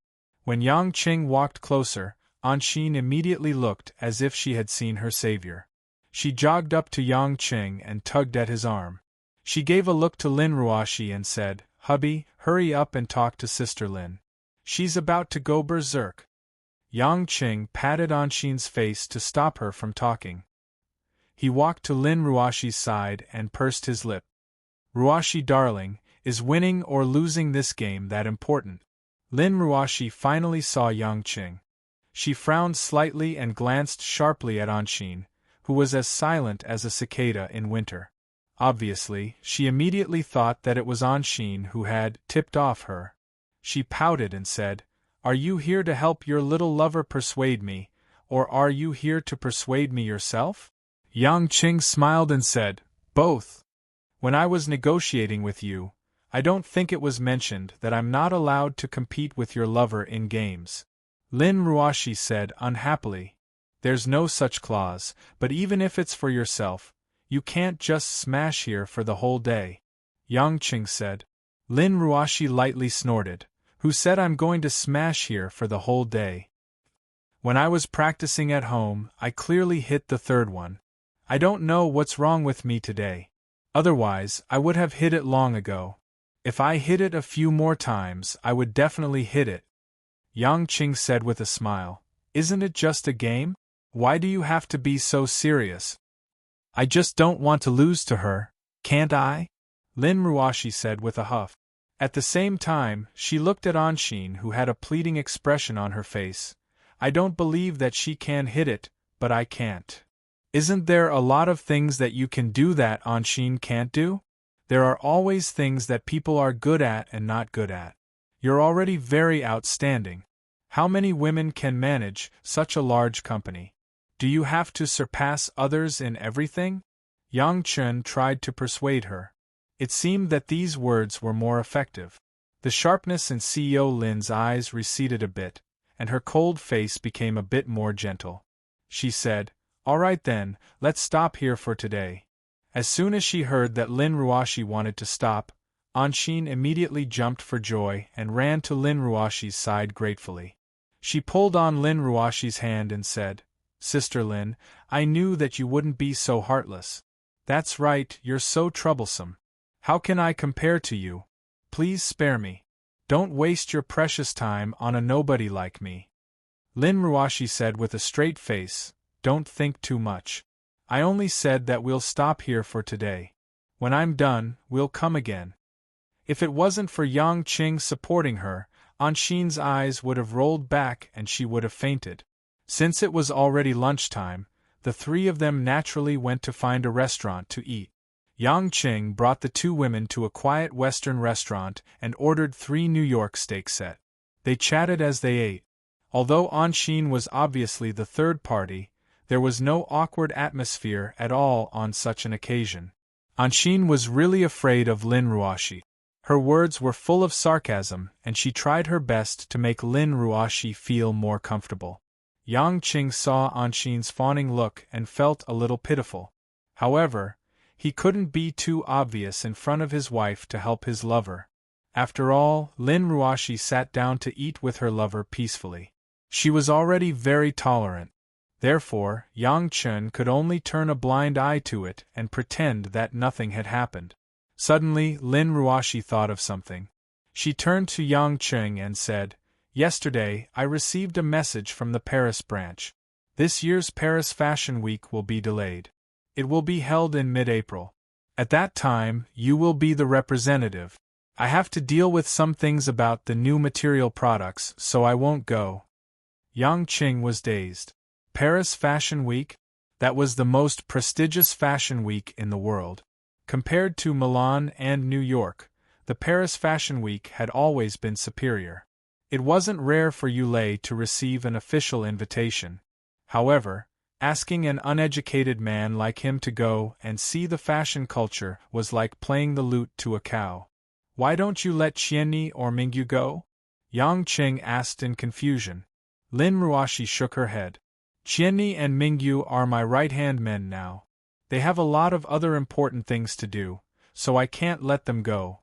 However, I will arrange a few other headquarters staff to go with you. You can lead the team. I don't want you to understand too much or cooperate too much. It's just that I really can't find anyone else suitable. Right now, you are the most free person in the senior management of Yulei." Yang Qing blushed with shame. So she took a fancy to him because he had nothing to do all day. "Director, just go. If I wasn't busy hosting the Star of Yulei, I would like to go too." Anshin's eyes were filled with excitement. Clearly, for someone as active as her, the Paris Fashion Week was an interesting event. Even if you are free, you are not allowed to go unless you go under your own name, Lin Ruoshi said coldly. Anshin instantly lowered her head and replied with an "oh." She didn't dare to say anything else. Yang Cheng looked at the pitiful Anshin and couldn't help but say, "Look at you, why are you scaring Anshin? She's just saying that." "I'm not scaring her," Lin Ruoshi said with an unfriendly expression. "I am managing the employees of my branch company as the CEO. Since she is your secretary, she should do the work of a secretary. Now that she is overstepping her position to host the event, she is already giving her special privileges. I'm not targeting her because of her other identity." Yang Qing rubbed his nose. He really had nothing to say. When it came to the system and work, of course, he couldn't argue with Lin Ruoshi. "Oh right, how's Hui Lin's audition going?" Yang Qing hadn't seen Hui Lin for the past 2 days because he was busy with other things and didn't know about the girl's audition. "To think that Hui Lin cares about you so much. You don't even know that Hui Lin passed the audition?" Lin Ruoshi glared at Yang Qing unhappily. Anshin raised her head again. The grievance she felt earlier was gone. She smiled and said, "After the competition last night, Hui Lin got the pass from the 3 judges. She can directly enter the elimination round." Yang Qing wasn't surprised. Hui Lin's voice was ethereal and melodious. Coupled with her long professional training and hard work, she couldn't even pass the audition. As the director, he had to check if the staff was involved in shady dealings. Then should we celebrate for her? After all, it's a glorious thing to have a singer in our family. Yang Qing suggested. "Let's wait until Hui Lin becomes the champion," Lin Ruoshi said calmly. Yang Qing laughed. "Are you so sure that your sister will become the champion? Isn't she?" Lin Ruoshi sounded proud. "She definitely will. Hui Lin's singing is much better than many famous singers." Anshin cheered for her sister. Yang Qing shook his head. Of course, he hoped that Hui Lin could become the champion. However, it still depended on the professional judges. He didn't have the habit of shady dealings. Yulei didn't lack money, so he didn't need to give face to anyone. When he was halfway through his steak, Yang Chen's phone rang. Yang Qing picked it up. It was an unfamiliar number. He hesitated for a while before picking it up. "Is this Yang Qing?" The voice on the other end of the phone sounded familiar. Yang Qing replied, "You are. What's wrong? It's only been a while and you don't remember me?" The voice laughed amiably. "I'm Kai Yunqing, the father of Kai Ning and Choi Yun. We've met once." "Kai Yunqing?" Of course, Yang Qing remembered him. He went to Kai family's residence to treat Yang Lai's injuries. They had met once. Kai Yunqing was an average-looking, honest man. This was Yang Qing's first impression of Kai Yunqing. He didn't have a good or bad impression, but he was a man that wasn't easy to remember. "I just couldn't react in time. General Kai, what's the matter?" Yang Qing remembered that Kai Yunqing was also a general, but he didn't know his exact rank. Kai Yunqing said, "There's something that I need you to fulfill your promise. I just don't know if you're free today." Yang Qing was deep in thought. Suddenly, he recalled what Abbess Yun Miao had said. He stood up from his seat and ignored Lin Ruoshi and Anshin's suspicious gaze. He walked to a quiet corner and asked, "Should I congratulate General Kai for becoming the new general of Yellow Flame Iron Brigade?"